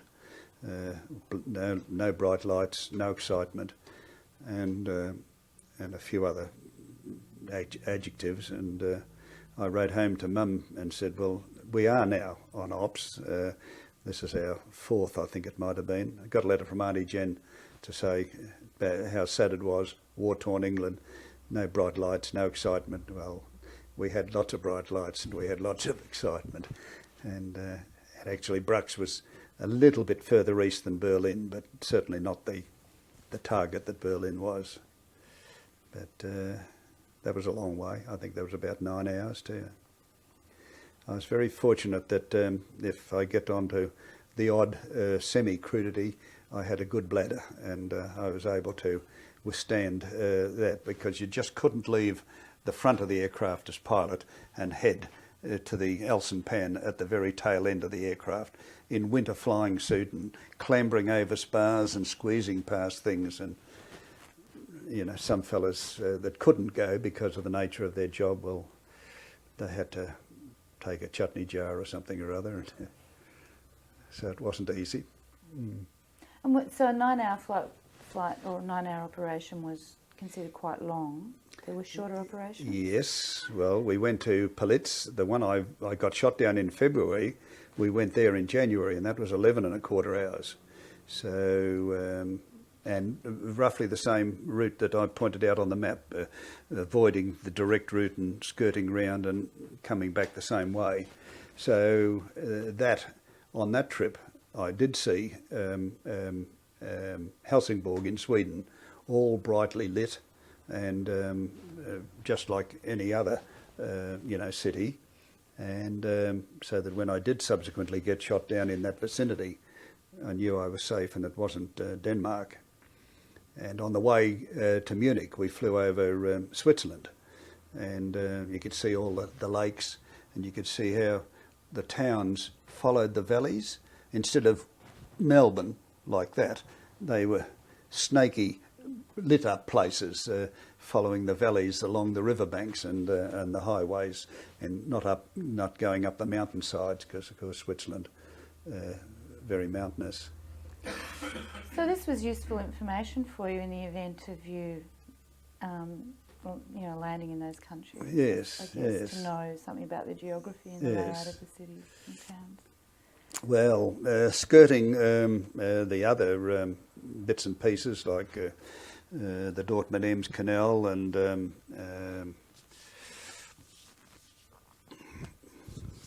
come to mind. So then we went off to Blitz, and that was the one where we went out to check the aircraft. Had fluid in the morning, perfectly all right. Went out before takeoff time, and starboard engine wouldn't start. That was the one you start up for starters, and from that you generate the power that makes the other three start easily. So the mechanics had to get scaffolding out, and they took cowlings off the sides of the engines, and we're just sitting there. Other aircraft are all taking off all this time, and we're still on our own home hard stand. And eventually they cleared everything away and thumbs up to start it, and it started perfectly. And that was 28 minutes after the gazetted time to take off. And had it been 30 minutes, nobody would have blamed us. We would have been told, you don't go. We don't want you chasing that lot all the way over there, and and bombing late all on your own, and being a sitting duck. So you don't go. About 2 more minutes and we wouldn't have gone. But because we got off inside the 30 minutes, then we had to cut inside that track that I showed you, that course, and pick up the time. And everything went all right, no trouble with the engines, and crossing Denmark, Denmark, they didn't shoot at us at all, which is occupied by the Germans, and which didn't shoot at us in the month before, in January, I have to say. And the navigator said, we're almost flying due east, and he said, I'll give you a course on to about 165 in a minute. So I would then say to my gunners, I'll be turning to starboard, and so they would scan the starboard quarter back there for other aircraft, and then they'd in turn say, all clear to turn starboard skip, all turn to turn starboard skip. And the navigator had said, I'll give you that change shortly. And with that, up came a string of 8 anti-aircraft shells, and lots of fellas describe anti-aircraft fire as a lazy coming up at you, and then it speeds up and it seems to rush at you, towards the end. And that's what it did. It appeared to pick up speed. So I banked away to port away from it. If only I'd banked away to starboard now, it would have gone flashing past here, and nothing would have happened, but banked away to port. And 4 shells either hit the belly of the aircraft or very, very close, because I could immediately smell cordite from their shells. And I went into a dive, and I pulled the stick back, and it just flopped back. It had no pull. Instead of like this, and nothing happened. We're still in the dive, so we're out of control. And I just yelled, jump, jump, jump. If in an emergency, if you're running out of petrol and you want to abandon aircraft, the drill is you say, righto fellas, we've got to get out, so put on parachutes and prepare to jump. And then when it's ready, you say, right, jump, jump, jump. But in an emergency, you just give that order straight away. There's no point in hanging around because you're heading for ground from 10,000 feet, heading rather quickly. And the engineer was standing that close to me. I thumped him like that and pointed to his parachute, and he turned to put it on, his pack. I was wearing a pilot type chute, and he's wearing an observer type chute with a harness and a couple of clips. And the parachute, his pack, has a couple of clips, and he would just jam them on, and it would be here instead of under his backside like a pilot type. And I unplugged my intercom and oxygen and swung and harness, and just swung around ready to drop down when he went out under the dashboard to open the front hatch. And there's an awful bang, and it just blew up, and very bright light, and blinded me. I couldn't see anything. And funnily enough, calm, just thinking, God, oh well, at least it doesn't hurt. And I thought to myself, Mum's going to be upset. And all this time it's just no seat, no aircraft, all just bright, vivid orange dazzle. And as that cleared, I saw a shape, a long shape. And I thought, oh, one of the fellas has got out, and I'm peering at it. And when it turned, it was flat, and I immediately thought that's an engine cowling, because I'd seen them taking the engine long side panels off the side of the engine back at base. Oh, it's a bloody engine cowling. I'd better pull this, and gave it a heave, and it was 10 tenths cloud below, so I had no idea whether going into the sea, into the water, into Denmark, or fully expecting to be Denmark because we still hadn't just turned, and that narrow waterway is only 4 kilometres wide, so it's very narrow. And just drifting down and broke through the cloud, and you can't see any lights on the ground, it's just very low, intense cloud. And then just plonked into a ploughed field that had been, it was just mud really. It had been, this is February, and their winter of course is Christmas time, January, December, January, you know. And the snow had largely thawed, and it was just in clumps against fence posts and things like that. And and I just landed in about that much of mud, and my boots stuck in the mud, and I fell over on my face, and I had mud down my face, and the parachute sort of carried over with the wind, and you know, I unclipped that, and looking around, and there's not a damn light anywhere to be seen, and I thought any minute, you know, I'm going to be arrested by German guards in Denmark. And then I could see what was a big pipeline on concrete piles. God, it's got to be an oil pipeline. They'll be patrolling that for sure, you know.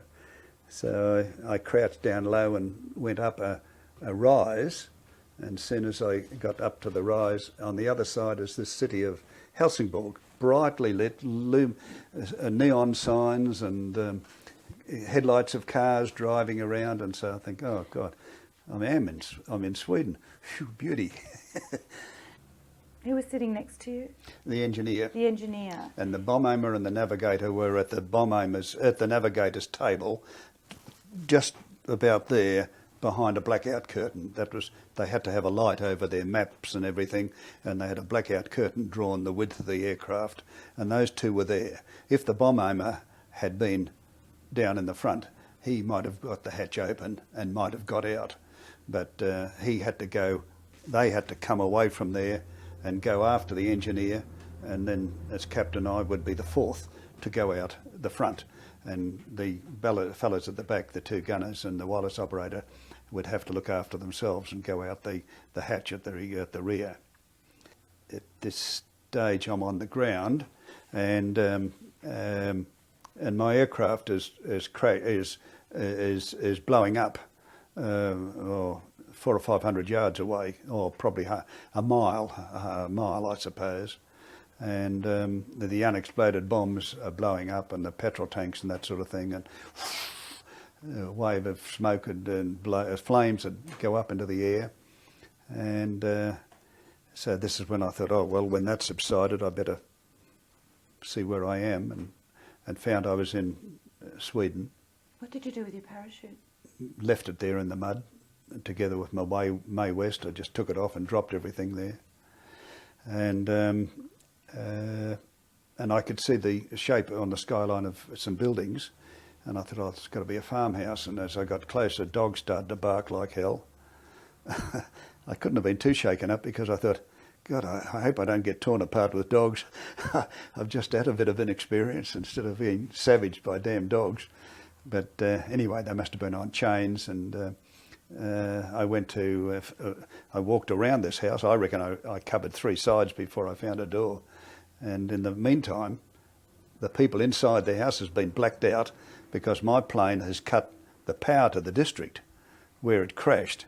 And that's why there's no lights. I would have seen lights in farms, I'd have seen cars on roads in distances, and it's blacked out the entire area, you know.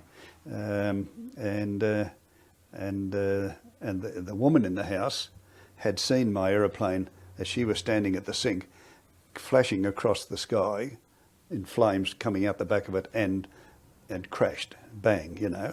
And so they were all terrified. And then they could hear somebody crashing around outside. They didn't know what to expect. And there was me with mud that I'd wiped out of my face, sort of thing like that, and muddy flying boots and standing at their door. And none of them can speak a word of English. And so I'm saying, I'm an Australian, I'm RAF, Australia. Yeah, they're starting to nod, and there seemed to be about 7 people standing around this doorway just inside the front door. And eventually they made gestures to come in, and they sat me down at the head of a bigger kitchen table than that, and they rushed off somewhere, I suppose, to the bedroom. And you've seen these traditional bedroom wash bowls with a big white jug or pink jug standing up in the middle of it, and they brought that, and they brought this jug, filled it with warm water and poured it, and she brought in about 3 Persil white towels, and I can even think, oh, I don't want to dirty those. And they're fussing around, they're talking to themselves, and they're asking things, and I'm saying parachute, parachute, making silly signs, and there were 2 families there. The husband of the house had gone into Helsingborg to a concert, and he wasn't there at the time. And the lady of the house, she was an old bird. I thought she must have been 35 or 40, which seemed to me terribly old at 20 and 21. And they started putting food on the table. Well, you would have thought it was for all of us instead of just for me. There's scones and bread, and there's butter, and there's joints of meat and stuff. The table's loaded with food, and still all the time nobody can talk English. And then a home guard fella appeared, a young fella, and he had a belt with a torch on it, and that's about the only military thing about him. And I don't think he quite knew whether to arrest me or what, but he just stood there and looked a bit vacant.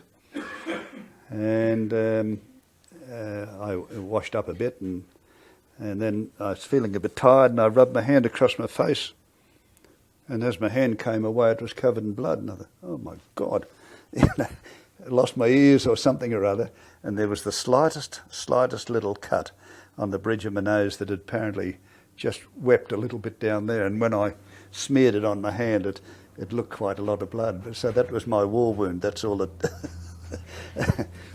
So I have to ask how you got out of a plane, an exploding plane. Well, they worked out from the explosions, the holes in the ground at the bomb site, at the crash site, that 4 of the bombs were unaccounted, and they think that when the aircraft was hit and it started to burn, and as confirmed by my mate from Leeton, he said, we saw you going down and it burned, and we could see it burning. The flames must have set off 4 of the 9 1,000-pound bombs, and they blew up and blew the left wing off the aircraft, and that piece landed a long way away from the rest of the wreckage, which spiralled in without one wing. So I didn't jump, I was blown out with the explosion. But you must have been blown clear of metal. Yes. All the side of the aircraft must have gone.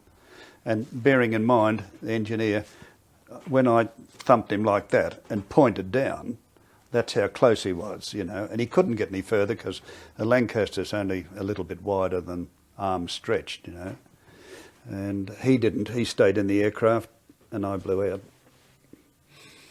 But, and then 3 police came in a police car eventually. They must have rung them somehow or other.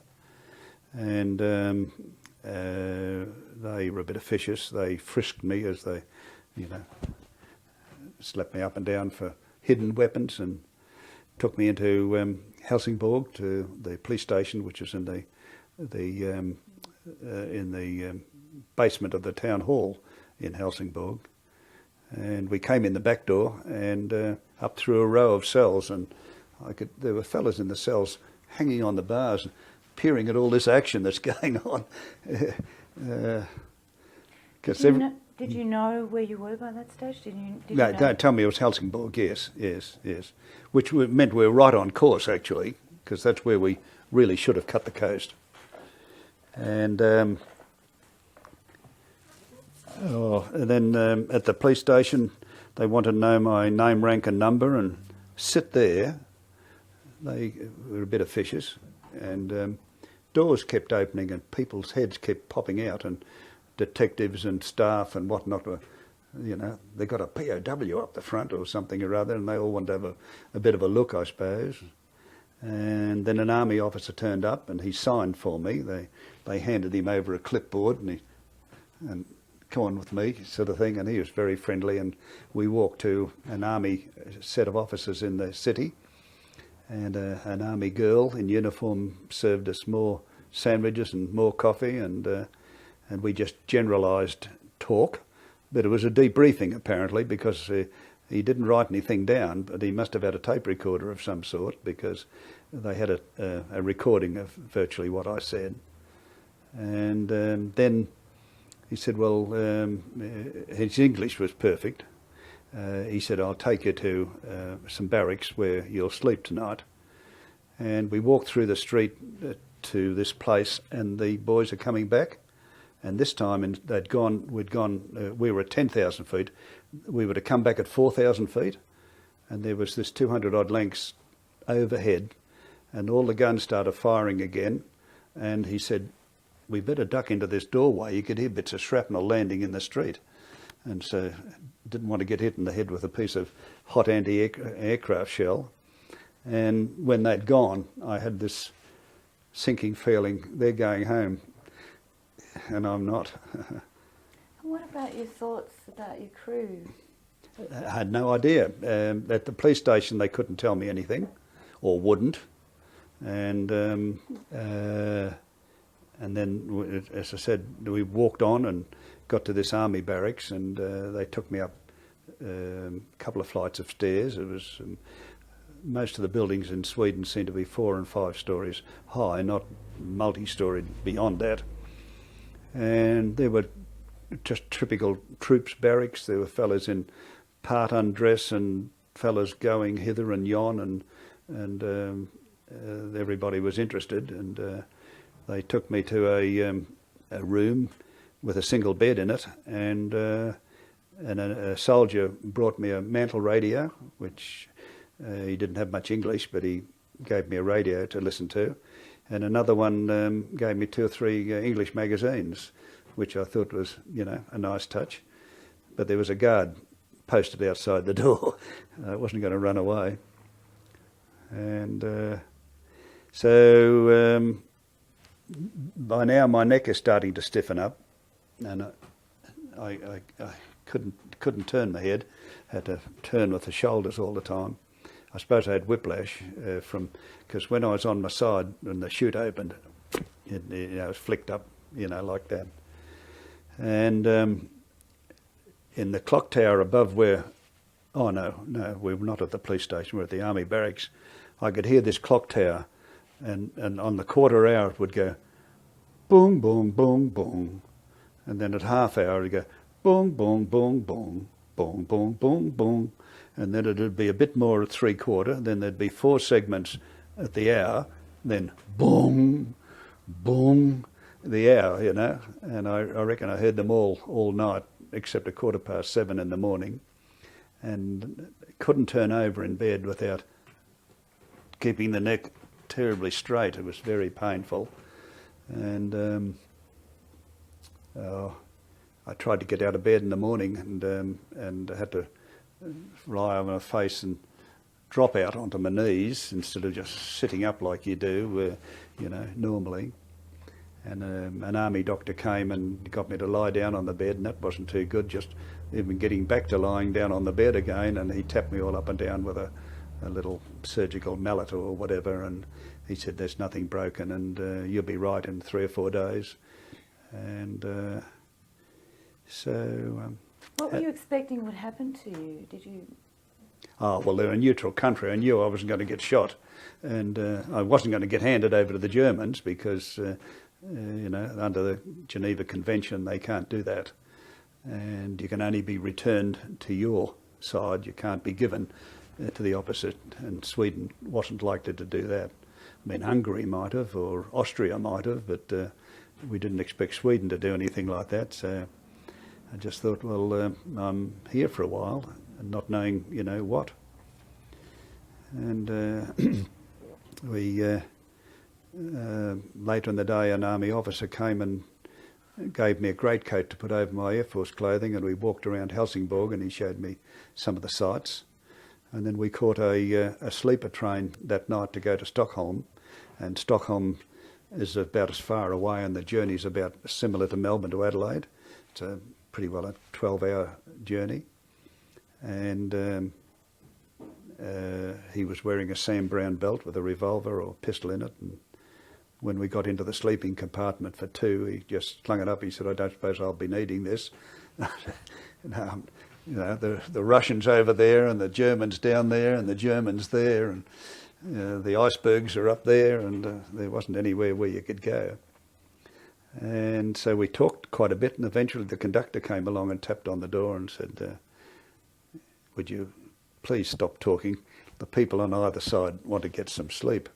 And he was wanting to talk about England and talk about Australia, and I was talking about Sweden and where, what's likely to happen, and it was all very pleasant. And when we got to Stockholm, it was I had to catch.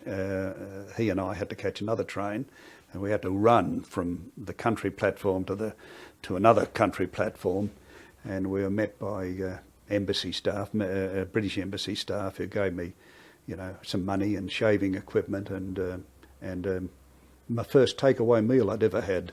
It was in foil, pressed foil, and cutlets in one section, and mashed potatoes in another, and a dessert in another area in a plate about that side. I'd never seen anything like that before, and a plastic knife and fork, and then we got on a day train, and that was just sort of suburban carriages with members of the public. And it was then I noticed that some of the older women were giving me very sympathetic glances. I'd found out by this stage that my crew were dead, and they'd asked me, and I'd asked could I go out to the wreckage, and they said no. Then they came back and said the 4,000-pound bomb it didn't blow up. Some of the 1,000-pounders did, but the cookie rolled away into an orchard and it hasn't exploded. You could come out with us and defuse it. And I said, I'm not an armaments expert, but I can tell you that there's no anti-tampering devices, and they're just like the fuses in the nose, are just like spark plugs in a car. No reverse threads or anything, no tampering, because on delayed action bombs they used to fit anti-tampering devices, so if a German tried to screw them out, they'd explode in any case, and the Germans did it in the bombing of Britain too. So I lost my chance to be given the order of Sweden by not going out and defusing their bomb for them, and so I wasn't allowed to go out to the site. But the looks on these ladies, they obviously knew from the paper reports that, I was the only survivor, and I could tell that they were being very sympathetic looking, And that was about a 4.5-hour journey up to a place called Falun, and Falun is where the internment camp was, and it was hardly a camp. It was a sort of a guest house sort of thing, and there were 20 other British airmen there, and I made 21, so that began a month's internment in Sweden. After about a week, I was given a leave pass to go back to Helsingborg, and that journey repeated itself. I was picked up in Stockholm by embassy staff and taken down to Helsingborg and attended the funeral of my crew. And in the intervening week, they'd picked up 3 more bodies, not mine, but they were Canadians that had been picked up in the water by a Canadian trawler. Whether they were lost on that raid or not, I don't know. And so they buried 9 that day, and it was just one long open grave, and the coffins were supported above by rails, and every coffin had a sentry, and there was a military band, and it was all very, very, very, not symbolic, but very well done, really. The Swedes were very, a lot of aggro over there about them shooting down an Allied plane. And and at this stage, the Germans were well on the way to being beaten, so the Swedes had nothing to fear from Hitler, you know. So I've got some photos over there of the ceremony, and then after that it was just back to the Falun, back to the internment camp again. So that would have been a pretty moving, emotional experience. Yes. After all that you'd been through, Yes. and not knowing what had happened to you. Yes. The people whose house I went to the cemetery, and they were at the gate when I was sort of led away afterwards, but I didn't recognise them, and they said they were very upset. But then it was back to Falun, and it was a terrible war because we had 3 meals a day, and we had a Swedish army officer appointed to teach us to ski, and we could go into town to the hot baths every second day, and then to the cafe for coffee and cakes, and while our other brave lads were risking their lives. And then on the 9th of March, we were to be repatriated. Oh, in the meantime, they on the very next day, my first day in Falun, one of the senior British officer was a flight lieutenant pilot. He took me into town, and we went to a menswear store, and I was kitted out in civilian clothing, best suit, shirts, underwear, tie, greatcoat, casual trousers, casual jumper, socks, shoes, all at the British government's expense, and it wasn't taken out of my pay book. And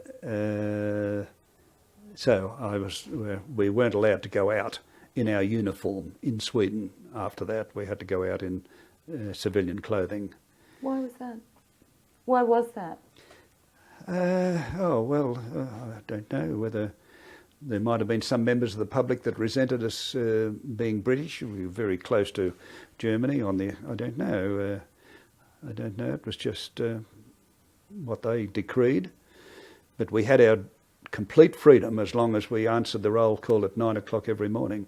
So we could stay out the night or go sightseeing as long as it was within a perimeter of the town, you know, of a 10-mile radius around, say, Ballarat or something or other like that. So we went to dances and went to the pictures. All the pictures were American pictures, you know, but they had Swedish subtitles at the bottom, but they still had the English soundtrack. And so the month passed fairly quickly. And at the end of the month, we were to be flown back to Britain, and we got ourselves down to Stockholm again, and out to Stockholm Airport, and there was a DC-3, a Douglas DC-3 there for us, with a BOAC stuck on the side of it, but inside it was obviously a military aircraft. Rows of seats, but no padding or anything, just aluminium bucket-type seats down both sides of the centre aisle. And before we got in, just a couple of hundred yards up the tarmac, there was a German Lufthansa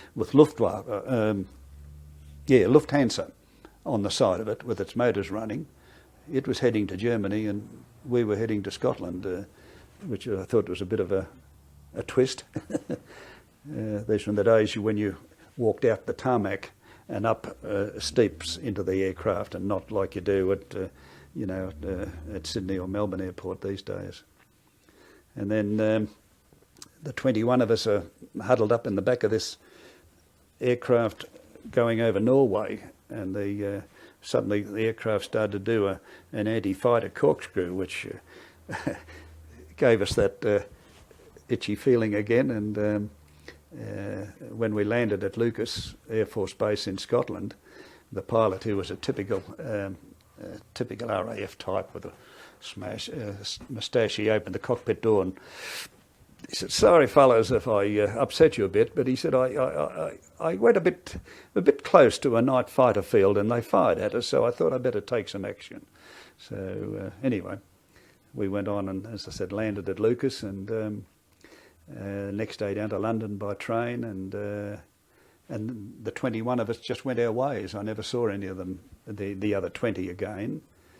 I was medically boarded in London with the RAF, deemed to be jumpy, and in an anxiety state, they said. I couldn't understand it myself.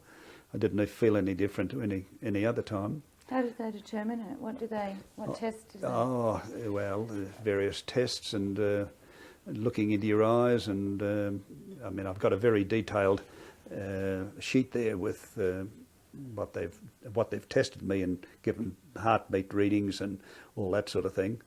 But and then they declared that I was unfit for flying duties, and they gave me a fortnight's leave. So I went down to Mrs. Steele, and she looked after me, and I went back a fortnight later to Berkeley Square. Have you heard of Berkeley Square? The Nightingale sang in Berkeley Square, famous song, well before your time. It was just one of these London squares with gardens in the middle, and I thought it was a bit romantic being in Berkeley Square. But and they declared me then that I was fully fit for all duties, ground and air. But then, having been shot down, I was then entitled to survivor's leave, and so that was a nominal 6 weeks leave. So back to the farm, to the Steels, and a bit more recuperation, and then I was posted back to my squadron, and I was given a pilotless crew, and we crewed up again, and then the war finished. And May the 8th came around. We flew again, continued flying together as a crew, and the story was that we would convert to Lincoln bombers, and we would fly them out to the Far East, and we would help in the war against Japan.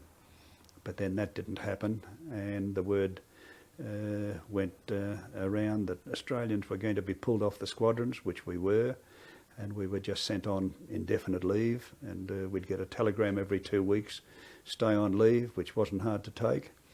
And eventually we got called back to report to Brighton, and within a few days we left on the troop ship. Okay, so we just need to go back a bit. Did you do any operations at all with this new crew? No. My logbook would show that I got back there about the 3rd of March. The war finished on May the 8th. On May the 3rd, and the war finished on May the 8th in Europe. And so whatever flying we did after that was just normal squadron training, fighter affiliation, high-level bombing on practice ranges and all that sort of thing, apparently to keep us in touch for converting onto Lincolns, which were slightly bigger bombers. But then there was a change of heart, and they decided that it wasn't necessary. How did you feel about that, going to the Pacific? Oh, thought it was good. At last we could probably help out, out there. So didn't consider it was going to be as risky as the European war, but could well have been. I don't know. Right, so then you went back to Brighton, did you say? After the leave was over, we were recalled, and from Brighton again we went to Liverpool, just as though it was still wartime, and by this time it's October. I mentioned that earlier, and that's when we went aboard the Stirling Castle, one of the Union Castle Line ships. And that's when Daphne made her appearance with her engagement ring come wedding ring trick. And we came home via the Mediterranean and the Suez Canal and the Indian Ocean, and pulled into Fremantle, and back in Australia after 2 years.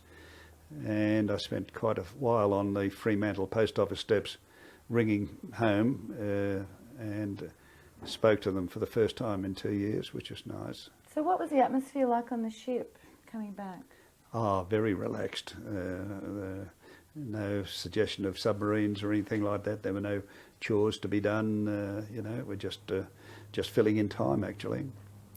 And boredom, because you get a bit sick of long stretches at sea. We pulled into Algiers, and that created a bit of excitement, or not excitement really, but one of our fellows had appendicitis, and they decided to put him ashore, and so he had to be lowered over the side on some sort of a platform into a small boat and taken ashore in Algiers. We pulled into Port Said and told nobody is to go ashore, and of course Australians being rebellious, they started going over the side into native boats that were always clustered around down the water's edge, the boat side. And when about half the ship's complement went ashore, I thought, well, they can't shoot us, so we'll give it a go. So we wandered around Port Said, went to a club, bought a pint of Guinness, which was warm, and we were hot, and eventually decided, we go back to the ship, there's nothing here for us, and then we pulled into Suez and picked up some other Australians that their war had been in the Middle East, and then home across the Indian, of course. So was there much other naval activity or along the way through the Mediterranean? No, never sighted any ships. That's strange. One of the lurks for having been in the Air Force was in England they decided that they'd import duty-free to England a lot of Swiss watches, Omegas and Jaeger LeCoultres and that sort of thing, which were very valuable, and that we could have them for £5 if we wanted one. And so earlier drafts than myself had done this and signed up and been given their watch in England and for the money, and then promptly hocked it in the shops for 30 or 40 quid, no duty on it or anything like that. So the British said, this is no good, the customs people don't like this. So next lot, they gave them a chit for £5 money paid, and when they got out to sea, they swapped the chit for the money. And then that ship broke a propeller shaft and turned back to England for repairs. All the fellas went ashore and hocked their watches. And so by the time my boat came, we paid our money in England, we got a chit, and they wouldn't give it to us until we got past Gibraltar and safely into the Mediterranean, and no chance of going back to England. So that was just a bit of byplay, I suppose. So Yes. then you arrived back in Fremantle. And you had to contact people. The only phone call was to my people. Dad was in the bank at Alexandra, this time up in the northeast, up past Healesville, and we got through eventually. It took a long time, and the phone line was as clear as a bell that I thought it'd be, "Hello, is that you?" No, it was just very clear and sharp, and then did a little bit of sightseeing in Perth and. Back on the boat again, and then we headed for Melbourne, and incidentally the South Australians got off with the Western Australians in Perth, so we thought, we're not going into Adelaide, beauty, we'll go into Melbourne, that'll be beaut, we'll have streamers and all this sort of thing. And then somebody woke up to the fact that we could see Wilson's Promontory going past on this side of the boat, so we'd bypassed Port Phillip Bay and round past Wilson's Promontory, and we're heading up towards Sydney. So that's what happened. We came into Sydney Harbour. And then, of course, we Melbourneites or Victorians had to catch a train back from Sydney back down to Melbourne. And in the meantime, our parents had been alerted that we'd be arriving at the exhibition buildings at a certain time on a certain day. And from Spencer Street Railway Station, we were trucked up to the exhibition buildings, and we came in the back and the visitors came in the front, and then they opened dividing doors, and we went through and met up with our dearly departed, and we were home. And it was all behind us. So when did they, I mean, you would have been able to contact them or write to them when you were in Sweden? Yes, yes. Just to clear the air so they wouldn't worry, I sent them a telegram. Am safe and well in Sweden. Love, Bruce. That didn't convey much, did it? What the hell is he doing in Sweden? You know. But I have some, you know, the copy of that telegram and the ones that the official ones that the Air Force sent, like they would start off, your son is safe, if that's the wording of it. Then A 418693, Flying Officer Bruce A. Clifton, whilst engaged on enemy operations against Blitz, you know, is now safe and injuries unknown. Then the next telegram, your son is safe. Then all the rigmarole, injuries confirmed are nil, but interned in Sweden. So my father, I saw a letter that he'd written to them, congratulating them on saying that the first line of the telegram, your son is safe, not just in my case, but if that was the case, instead of having to wade through, how is he? Has he lost a leg, or you know, or whatever? And yeah, so I don't know whether they were always like that or whether they learned, but like we were talking earlier, people didn't like telegrams in wartime. No, for good reason. So coming home and I guess settling back, you would have been in Alexandria. Did you go? Well, that was where my father was stationed, and because he had been in the Dads Association and Mum in the Red Cross and the Comfort Fund and all that, I was deemed to be an Alexandriaite, so that when a group of them to the district had come home, they had welcome home parties and dances and socials and all that sort of thing. And we returned fellas would get up on the stage and be a clap for Brucey and there'd be a clap for Georgie and that sort of thing. And, you know, it was, the Vietnam vets didn't have that, and that soured them. They didn't like that. And having been privy to that, then I went to visit my sisters up at Wallora, and I got another welcome home at Wallora. So up on the stage again, and you know, because I'd really left there. So my name is on a board in Wallora, a Mechanics Institute, for having left and gone to the war.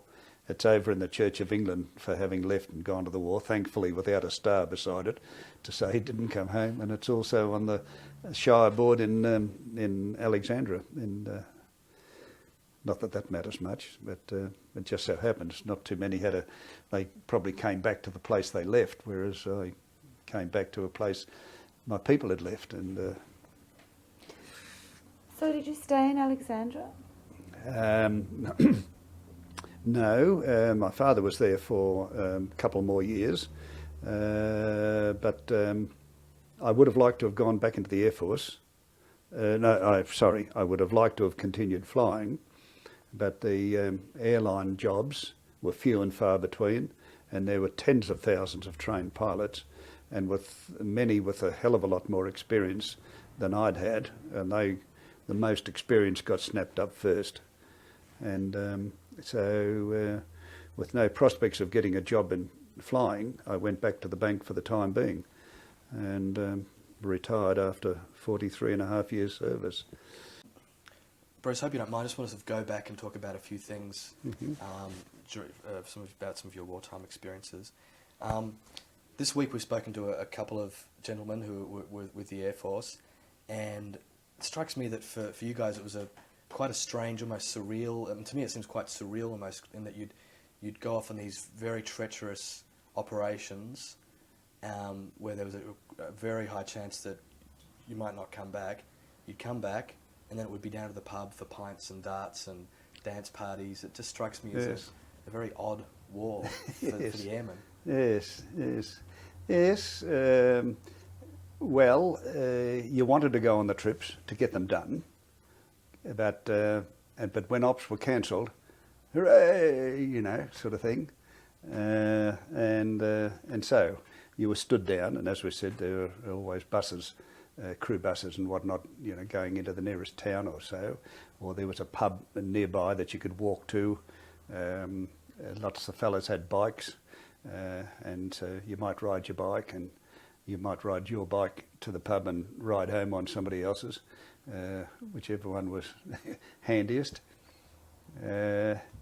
Yes, but and then, you know, you wouldn't be worrying about what might happen the next stop or anything. It's just, well, you know, we've got the night off, and it's let's go.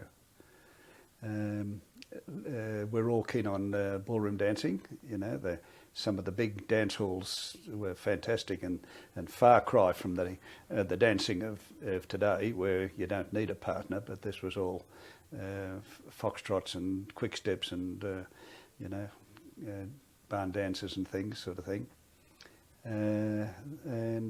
Or we'd go into a pub, and the pubs aren't like pubs then, weren't like the pubs here. Little English pubs go on the assumption that you haven't travelled to Britain, but if you have, you'd know. And they're small and compact, and there was always somebody that could play the piano. So he never bought the drink, you know, or she. You looked across when you were buying a shout, and if the pianist's pot was empty, what's yours? You know, I'll have a gin squash, or I'll have a pint of bitters or something or other. And so the pianist played without having to buy. And as the evening wore on, you know, you'd start singing the rollicking old songs of for the White Cliffs of Dover, or you know, these sorts of things that were the musical things. A few ditties about the discrepancies between the Avro Lancaster and the Flying Fortress, with lots of rude words, used to be bellowed out at times. But can you remember any lyrics for any of those, or could you, do you remember a verse or two? They used to talk about flying fortresses at 40,000 feet, bags of ammunition and a teeny little bomb. And then we'd come out with flying Avro Lancasters at 40,000 feet, FA ammunition, and a dirty big bomb. And of course the bomb got dirty bigger as the night wore on, as the grogs were getting consumed, and there might be a bit of friendly rivalry with the Americans if they were in a pub, but you know, never involved in any up in the Midlands. Might have got the sense of fights in London, but up in the bomber country, and never saw any trouble with the Americans, mostly down south. And I'm not saying they should be divided or anything like that, but it just happened that they seemed to take over a lot of the permanent dromes, the base camps, and we took over the wartime established ones, Nissen huts, diversified sleeping quarters and all that sort of thing. And so the Americans looked after themselves. Did your plane have a nickname, or was there a name for the actual plane? No, I can't recall that there were any things painted on the noses. They're given the code was A Able, B Baker, C Charlie, D Dog, E Easy, F Fox, sort of thing. Very different to what they use now. And so you flew D Dog, or and once a crew got a bit established, they were given their own aircraft. Didn't mean it was yours only, because when you went on leave, somebody else would fly it just to keep the strength up. But my logbook would show that our last half dozen, we flew an I item, which was the one we crashed in. And there was a system for when we were all approaching the aerodrome. We were called up before you got to the drome, and you were given a number. And if you were given 13 and you heard that 9 was just turning off the runway, you knew that you could join the circuit fairly soon, because 10 would be 10 would be turning in, 11 would be downwind, 12 would be crosswind, and you'd join the circuit upwind here, and you'd call to flying control, item upwind, and get no reply, item crosswind, and they can get a bird's eye view of where the aircraft is spaced. And when you got to the funnels and landed and taxied down the end and turn off, you'd say item clear, and they'd allow the next aircraft to land. If you didn't answer and say you were clear, you could have been stuck on the runway, and they'd make the next one overshoot, you know. That's probably not the question you asked, but It's okay. It's all good information. We'll just talk about the planes for a little while. I'm just wondering. Obviously, you become very attached to, as a crew. You become very close. Is there also an attachment to the plane? like cars can be lemons. While I was away from the aerodrome, I don't know whether you've seen pictures of these long trolleys behind a tractor with bombs loaded on them, and they might have 14 or 15 little carts with a bomb lying on it, and the tractor pulls them up near the aircraft and they back them in and put them on. One of the 1,000-pounder delayed action bombs, which meant that the fuse in the nose, the two explosives were separated by some mica or something or other, and when there's a jolt, one tends to eat into the other, an acid or something or other, and when they meet, that's the detonator which sets off the bomb. And this bomb rolled off the trolley. I suppose the fellow looked around, rolled her back onto the thing, hooked her up to the aircraft, and while the crews were up having pre-takeoff breakfast, the first aircraft blew up. And over a period of 3 days, they lost about 5 aircraft, and a lot of others were damaged with fragments and that sort of thing. So rather than have a squadron or stood down and be right out of action, they sent a message out to the aircraft in the group, send one aircraft to East Kirkby. Well, ideally, they all got rid of their worst aircraft.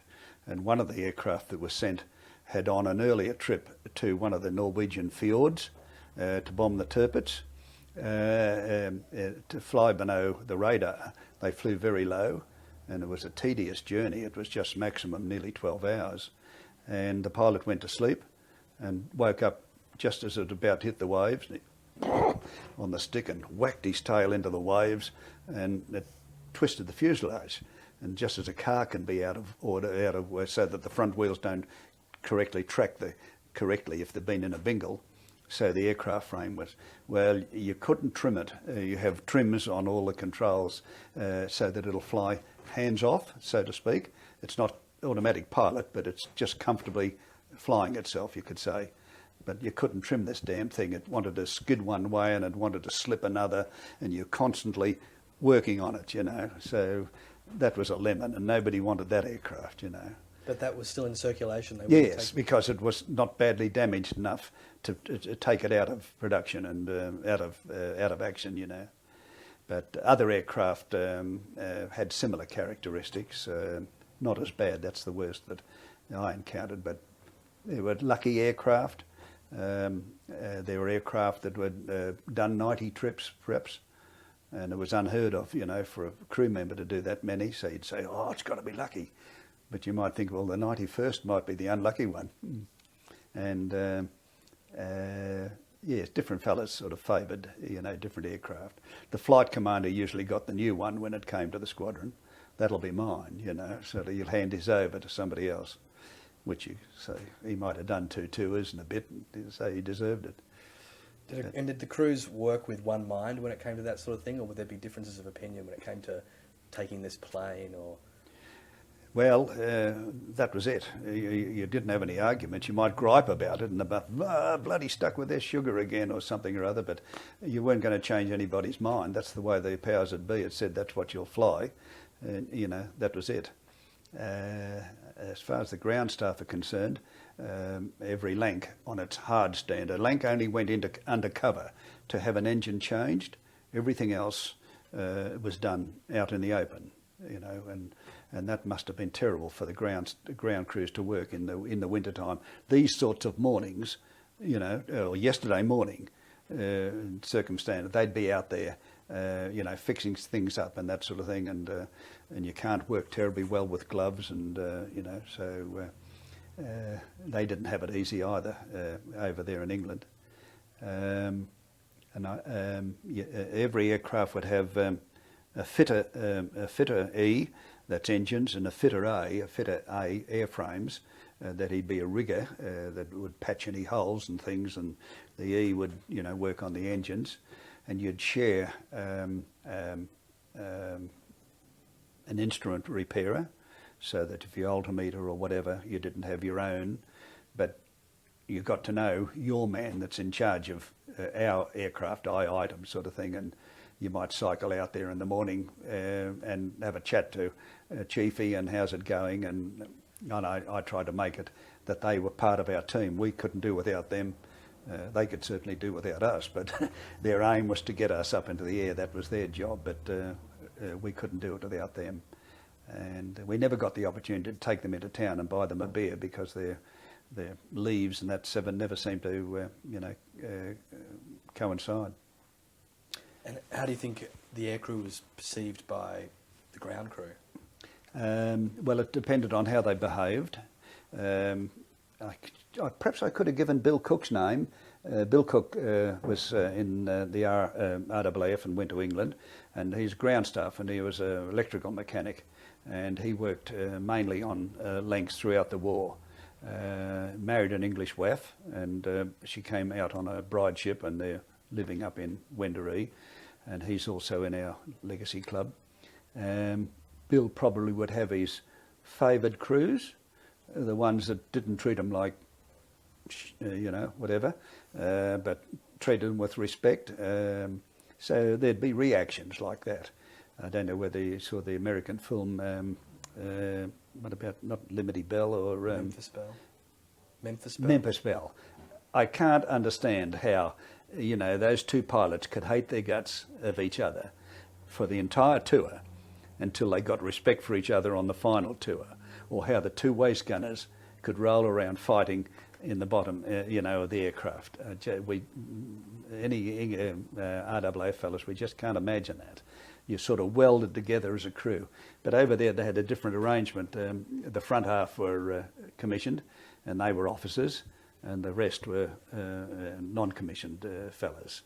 And so when they came home from flying, one lot got into one bus and the others got in the other bus, and they went to the airmen's mess, and the officers went off to their quarters. And I think they treated their men rather shabbily. But whilst we had, I only got a commission because as a crew we were posted to 5 Group, and Air Vice Marshal Cochrane, who was in charge of 5 Group, wouldn't have a non-commissioned pilot in his group, in his command, and so I had to be given a commission. But up to that time, we were all sergeants. A couple of us were flight sergeants. Just 6 months after being sergeant, you got promoted to flight sergeant. And the Australians got a better rate of pay than the Poms. But we all shared the same hut. And I was disappointed in a way to be commissioned. It was nice to jump up to 21 and 7 a day, 7pence a day English money.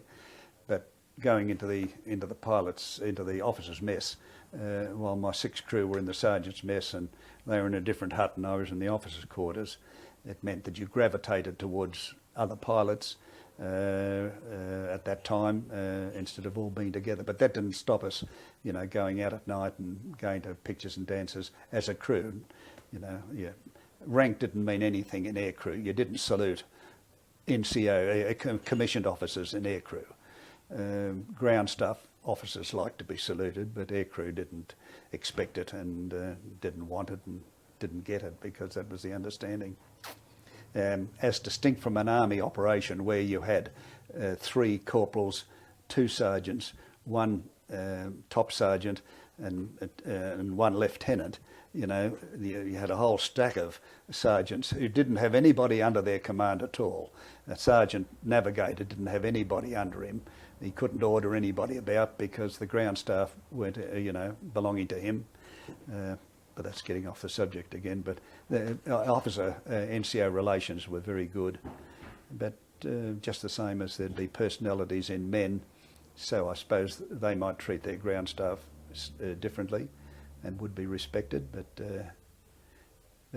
under that strange bonding up of crewing up, where it just happened sort of thing,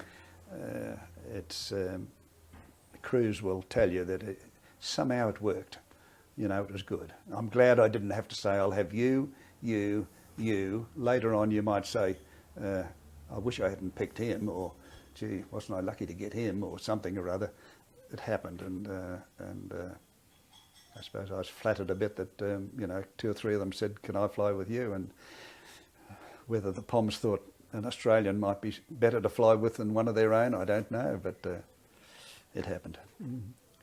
Talking to some of the army guys, you get a sense that there's a real difference in the culture between military culture between the Poms and the Aussies. Yes. But it sounds like with the Air Force, because you were part of the Empire Air Training Scheme, that it was very much the one culture. Would that be fair to say? Yes. If you finished a tour and then you went transferred to another station, and it certainly didn't happen to me, then you might be put in charge of, as a flight lieutenant pilot, you might be put in charge of something, an orderly room or something or other. Then you might have to order clerks about,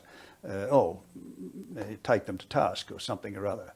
But we really, apart from our own flying crew, we had, nobody had to answer to us, even the ground staff. If I had a gripe with one of the ground staff fellas, there was a flight sergeant known as a chiefie, and you'd go to him and say, this bloke's sloppy as hell or something or other, can you do something about him, smarten him up? It wouldn't be for me, a flying officer or a pilot officer, to dress him down and tell him he didn't know his job. Were there times when you would need to do a bit of dressing down within your crew itself? Were there times No, but the flight commander might see fit to dress me down as a captain of an aircraft if certain circumstances arose, and the navigation leader, who would have done a tour earlier and is now on a squadron in charge of other navigators, he would be examining the navigational plots that the navigators kept and say, this is out of order, you didn't report something here. Now, I want to see a vast improvement in this. I'll be looking closely at your next lot of plots just to keep them up to mark. But we didn't have any, we just blended or moulded together somehow or other. We were happy together, or satisfied. Although on one trip the navigator said, Skip, we're lost, and I think we might have been going to Munich. And of course, he's pulling my leg. You don't get lost. And I said, what do you mean we're lost? He said, I don't know where we are. And he said, the winds are all round the clock, and every time I get a fresh wind to say it's there, it's there, and it's there, and it's stronger than the last one was, and I just don't know where I am. And I said, well, where are the winds predominantly from? And he thought for a moment and then said, from the south. And we were flying due east, 093, which is just off east. And I said, well, look, we've been throwing window out regularly, which means you can't use your trailing aerial to get a fix. We'll stop windowing, because if we're all out here on our own, we're only advertising our presence. We'll stop windowing, we'll put the trailing aerial out, the bomb owner can come up and sit with you, and the pair of you can see if you can get a fix. In the meantime, I'll turn on to due south and head down this way. And we're going due south for a while, and a lank nearly took our nose off, and I rolled around to chase that other lank, but lost it in the dark almost immediately. He could have been lost too. And I said, well, look, I've just gone back onto 093, another lank's heading that way, at least there's 2 of us, and the Geordie, the bomb aimer, said, oh, I think we've got a fix. I think we're pretty close to track. And then I heard the master bomber's voice come up, just as clear as a telephone conversation in the room here with you. And it all, and it had a range of 400 miles, so he could have been anywhere. But it was comforting to hear that voice come in. And then they got another fix, and they said, I think we're right as we are, let's stay on 093. And sure enough, in no time the early flares started to go down, and we didn't have to alter course again. But if he'd said they're from the north, I'd have said, right, well, I'm going to turn north, see if and then we would have had to bring ourselves back from over here somewhere or other, But that was just another one of those twittery moments. And you were saying earlier how there were flights where you might lose one or two of the crew. Is that from like anti-aircraft artillery fire or Lose from crew? fighter? Well, I'm seemed to me you were saying maybe a gunner might be taken out by. Oh, a well, fighter that's right. craft or- Yes, if you're attacked by a fighter, well, he tried to get rid of the danger, and the danger was the rear gunner. And so that was the death seat, you could say. If it was a flak burst from underneath, shrapnel might take out the navigator inadvertently. And so you've got somebody bleeding to death, and you've got to get one of these shock bandages on him and lie him down on the rest bed, and now you haven't got a navigator, and you know that can happen. Before I started flying, and I was still down in Brighton, I was posted up to 9 Squadron at Bardney in Lincolnshire and attached to flying control. And this was just to get us out of Brighton and give us a job and let us see what life on a bomber squadron was. And we would have to be out there when the bombers were taking off, the Lank boys, these trained fellas. And they got us up at 1 in the morning to be up when they came in, and we'd be up in flying control. And over the radio, I heard a fella say he had his mic switched on. He's coming in for the landing, heavy breathing, and got her down. And somebody said, "Oh, that wasn't too bad, Skip." And he said, "Dropped her in like a bag of shit." And I thought, there's WWIIs here, hearing all this sort of thing, but he didn't know his mic, switched on. Then 2 or 3 aircraft later, V Victor request emergency landing, 2 crew members seriously injured, damage to rudder, have fire tender standing by, and I think, oh, this is real war, and so that happens, If you had a navigator killed or put out of action at least, how do you get back? Especially if that happens when you're well into enemy territory and you can't use dead reckoning or whatever. Yes. How do you? Yes. What happens there? Well, we used to have an overall sort of map that we could strap to our leg, and we'd have the course penciled in on it, and we'd have a pretty good idea which way we're going. So we'd know when we should be going north or 165 roughly in that direction, that sort of thing. So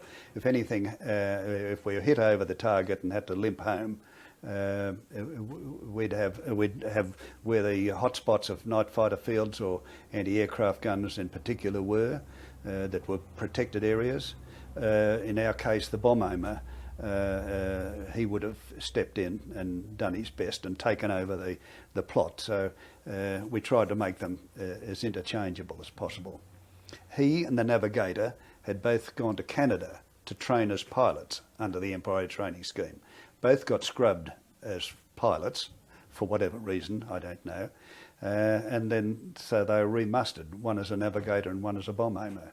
So both had a little bit of flying experience.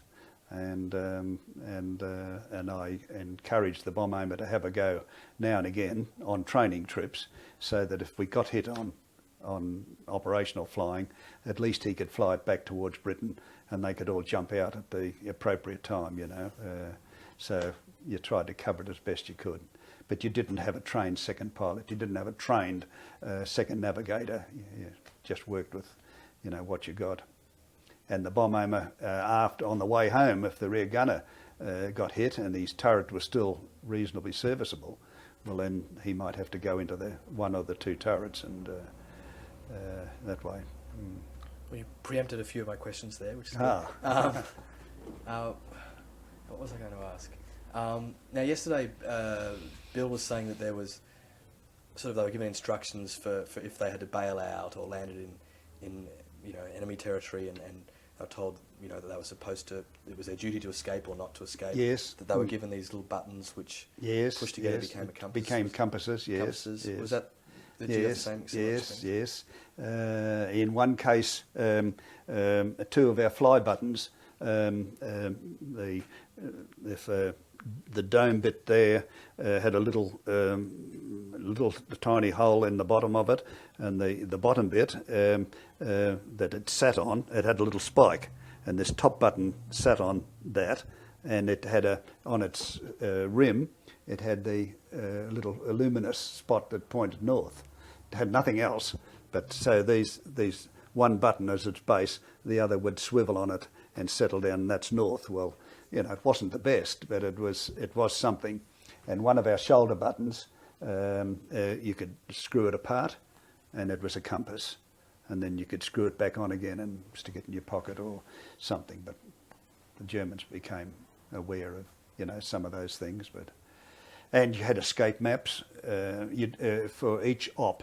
If you were going into the southern France towards Munich, you'd have maps of that area. If you're going in towards the Midlands, if you're going in a Scandinavia area, you had different.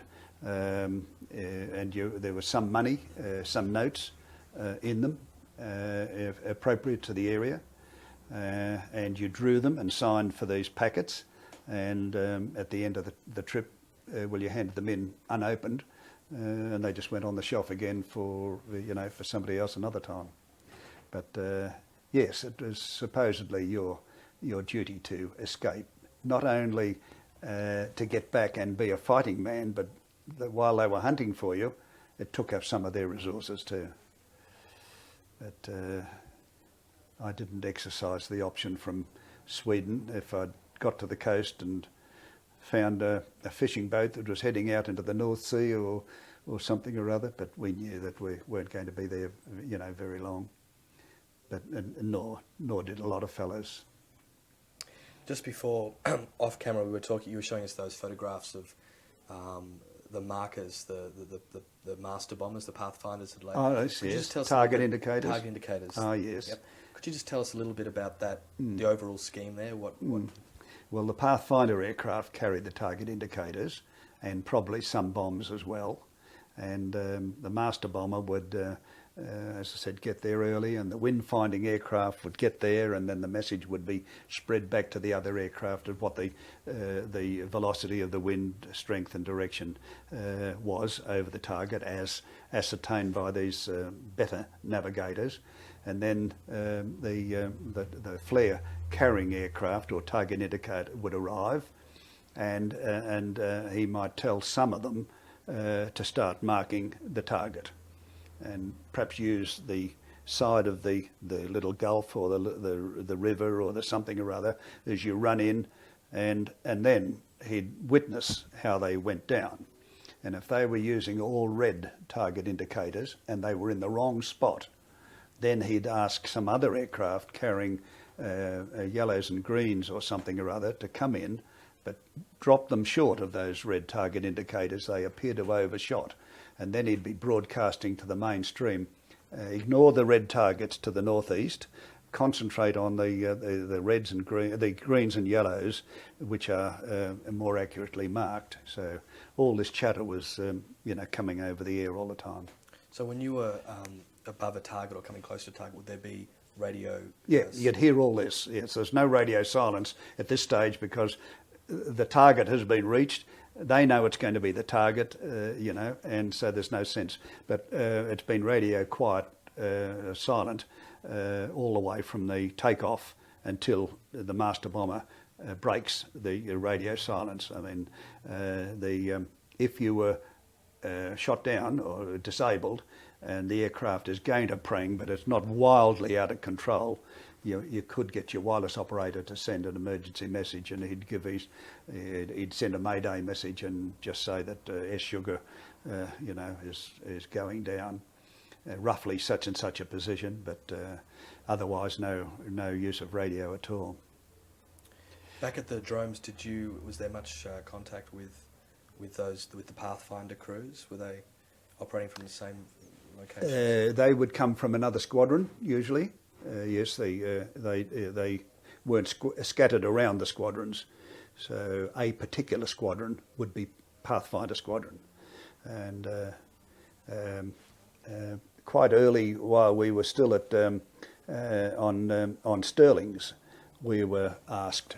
Apparently, our bombing results must have been quite accurate, meaning our navigator got us to the right spot. Our bomb aimer sighting was all right, and my flying was accurate enough, and our bombing results must have been acceptable.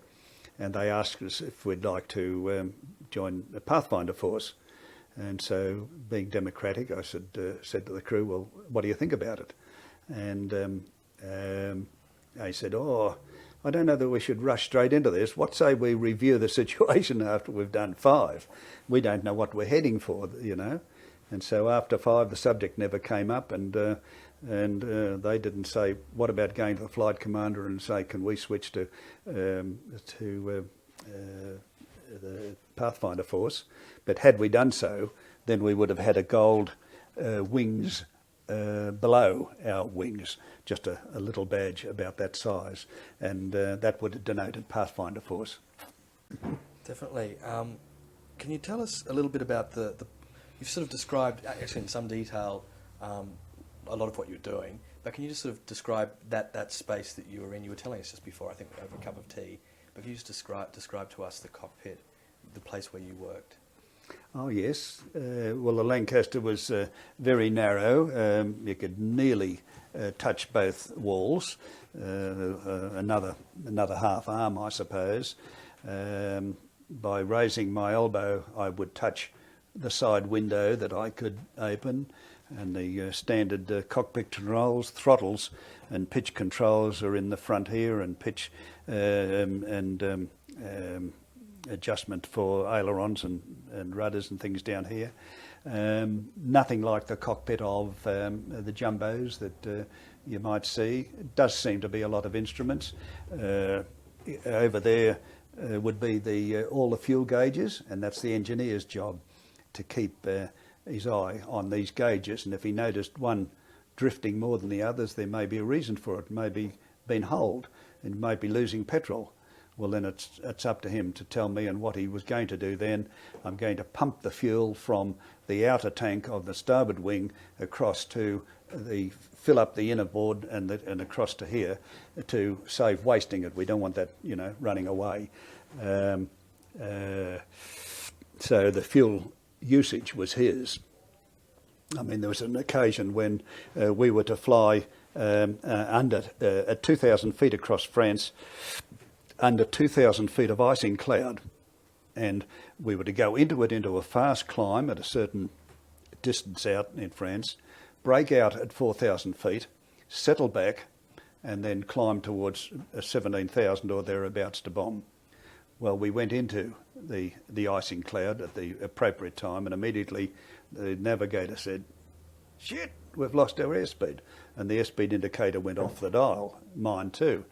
And the pitot head heater, the pitot head juts out the front of the aircraft, had iced up, and so it couldn't record airspeed. And a couple of other that are flying panel have gone as well. So here we are in solid cloud, and doing a fast climb, 2850 and +7 a boost, and chunks of ice start to break off and crash back against the tailplane at the back. And at 3,000 feet we're still in it, and at 4,000 feet we're still in it. There's 4,000 instead of 2,000. And so the engineer reminded me, if we keep this up, we're going to use too much petrol. So I think, Skip, we better come back to plus 2650 and 4, which we did. And eventually, and of course aware that we're in a stream of 200 aircraft, all heading in the same direction in this completely cloud position, icing. The ice was affecting the carburetors of the engines. Our engines were changing from a bluey red to a yellowy red, which was a bit ominous. And then we broke out, just like that. Clear, beautiful, clear sky, and behind us is this wall of cloud stretching, could have gone up to 30,000 feet, and we knew it was gone down to 2,000. And shortly after that, we'd reached 17,000, levelled out, airspeed indicator climbed back again, and we bombed, turned round. Here's this bloody wall of icing cloud. We can't go round it, we've got to go into it. Poke the nose in, airspeed comes off the dial. We're letting down on a rate of climb and descent meter, which trying to keep it at about 500 feet a minute, letting down all the time. and trying to keep straight and level on the artificial horizon at the same time. And eventually we squashed down and just eased out under the 2000 and hoped that we weren't going into mountains. And back where we'd come from, and flew home under 2,000 feet of cloud and landed. Next morning found out that the pitot head heater had 2 heaters in it and only one was working, and it could clear itself out of the conditions, but it couldn't clear the ice in the icing conditions. So, you know, there was a certain amount of ring twitter while we were in those conditions. But these things happen. Were there other sort of treacherous conditions? I mean, you talk about the fear of ramming into a mountain. I mean, how often did that sort of thing happen? Well, I'm reading some aeroplane magazines at the moment, and there have been quite a few accidents around England and in Scotland in particular, where our aircraft flew into mountains. You know,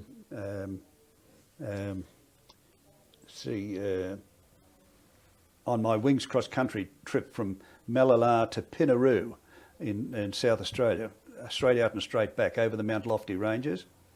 No sooner got on the journey than it was cloudy, and I flew above the cloud, broke out a cloud and saw Pinaroo, identified it comfortably, headed back, and I thought, oh damn, just sitting above that cloud, I'll have a look at my map.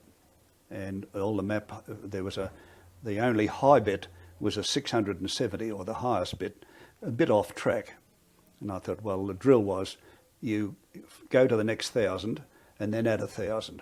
So 670, 1,000, I'll fly home at 2,000 whether I'm in cloud or not.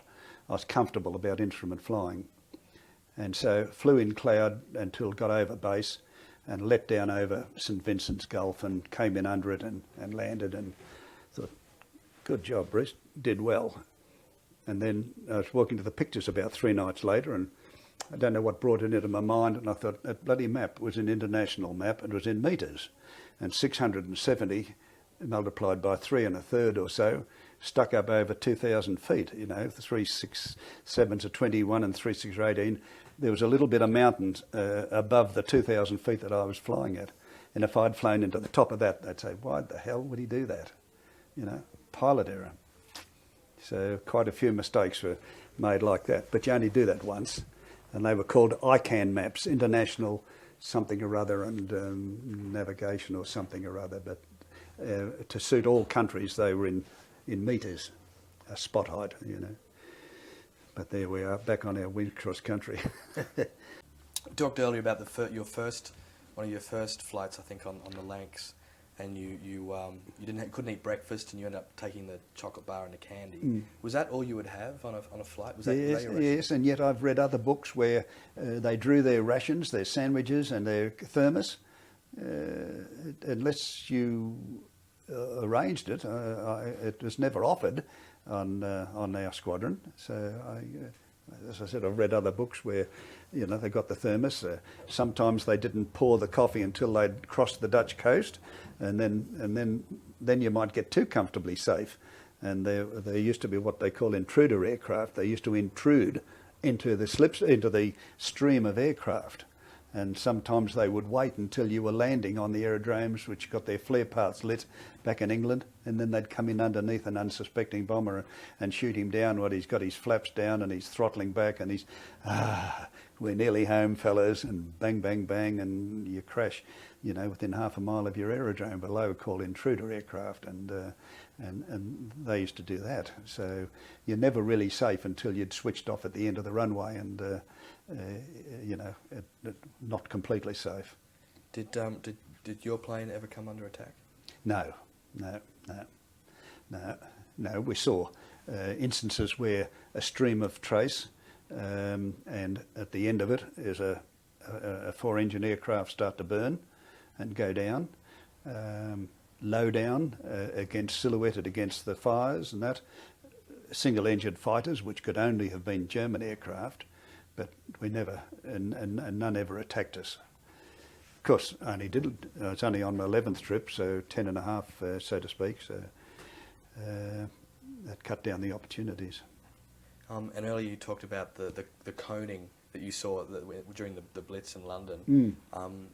Was that happening in Germany as well when you were flying across? Yes, they had master searchlights which were always blue, and they were radar controlled, and often when they flicked on, they had an aircraft, just like that. They weren't waving around like the white yellow ones looking.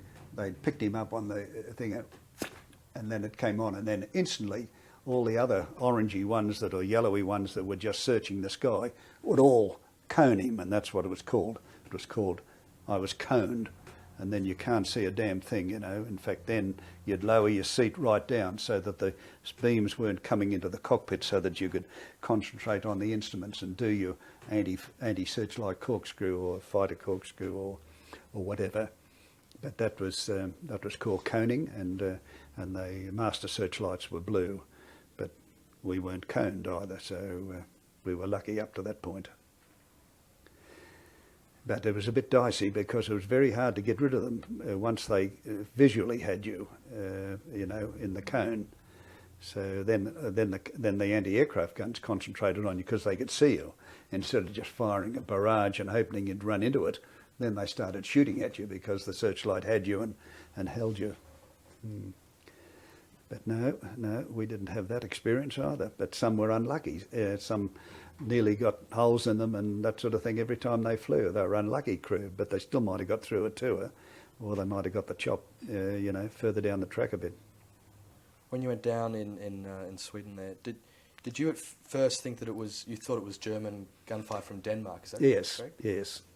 When was it that you realised that it was actually Swedish flag? Not until with the district where I'd landed, the aeroplane had cut the power lines to that district and put everything out. No farmhouses, no vehicles wouldn't have been affected, but there were I couldn't see a light from where I landed and stood in this paddock, and so I was convinced that I must have been hit, and before crossing the Kattegat, that I was in effect in Denmark, which I knew from a previous experience was totally blacked out, as was Holland and France and Belgium.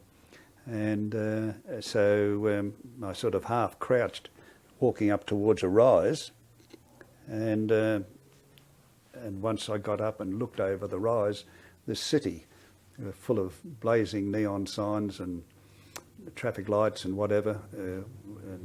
I had to be Helsingborg, and it was to the west of me. And so I was just a few miles in from the coast from the Kattegat, which the Kattegat separates Denmark, the Copenhagen Island, and Helsingborg in southwest Sweden. So that was a relief. And then, of course, I saw my aircraft blowing up from in the distance, and I had mentioned earlier about my parachute. I had sort of gathered it towards me, and I was standing on it, not doing a lot of good to the silk in all this mud. But as soon as I saw the flame go up and then the explosion, I'd throw myself down on the parachute, thinking I don't want to get hit by a bit of shrapnel. And I did this about 4 times, and then I realised, well, being a bit of a goose, because the sound would be travelling slower than the bit of metal. And I was standing up waiting until I sort of heard the explosion and then throwing myself down. So after that I thought, well, I better have a look around. And when the explosion stopped, and that's when I walked up the top of the rise and saw all the bright lights. So felt a bit more relaxed about it at that stage. And was it at that time that you realised that you weren't actually fired upon, you were fired upon by the... No, well, I couldn't be sure that it was Swedish flak, but no other guns had fired at us across the width of Jutland in Denmark, and nor had they fired at us the previous month when we went to Stettin, but they did fire at us from Denmark, from Sweden. But the Danes, the Swedes rather, said that they didn't aim to hit, that they fused their shells to burst beneath Allied aircraft, but the Germans would be satisfied that Sweden was defending its neutrality by apparently firing at these aircraft that would, invaded their neutrality. So they said that they certainly didn't aim to hit our aircraft. And how the fact that they did hit you, how did that affect their attitude afterwards? Well, they couldn't have done more for me, the ones that I came in contact with. I have to admit I didn't come into contact with a lot of civilians. It was the army people who took me into custody. The police, well, they didn't have anything to say at all. They were seemingly totally officious, not brutal or anything, but almost as though they couldn't care less. It did what they had to do, and then handed me over to the army, and the army was like brothers in arms sort of thing, and apart from seeing people on a train and reading their compassion, I didn't really speak to a lot.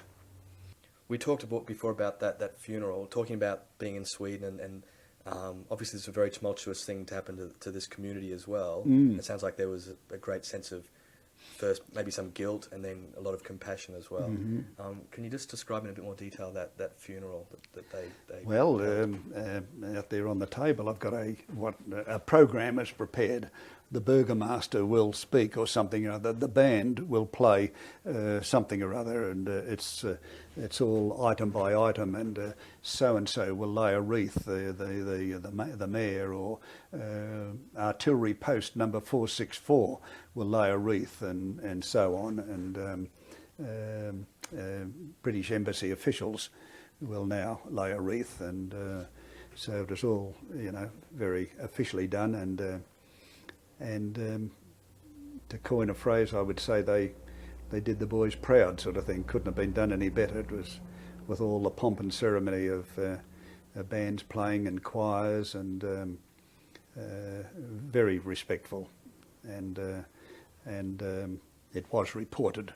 And there's another article there that says it was raised in Parliament shortly after that the latest shooting down of a British aircraft was to be deplored, and at this stage of the war, this must stop, and da-da-dee-da sort of thing. So it became a bit of an international affair. Bruce, just a couple of minutes left. Is there anything else that you'd like to put on tape for the record, as it were? God, just about talked myself out, I think. talked you into numbness. No, certainly not. Well, apart from the fact that I do receive a 20% disability pension for arthritis in the cervical spine, I've been lucky to get away. I mean, if I died tomorrow, my wife wouldn't get a war widow's pension, because I'm certain my death wouldn't be, treated as due to war service. And that's a good thing. Not that she won't get a war service, but I'm well enough to, to get by. I do have a vascular problem in my legs that I'm really only good for walking about 200 yards non-stop before I have to rest, and that. I can't go in the Anzac Day marches, and haven't been able to for about the last 4 years for that reason. But that's my only drawback. So, because I don't exercise, I stuck on the weight, and but I do cut my own lawns and those sorts of things. But that's about all I can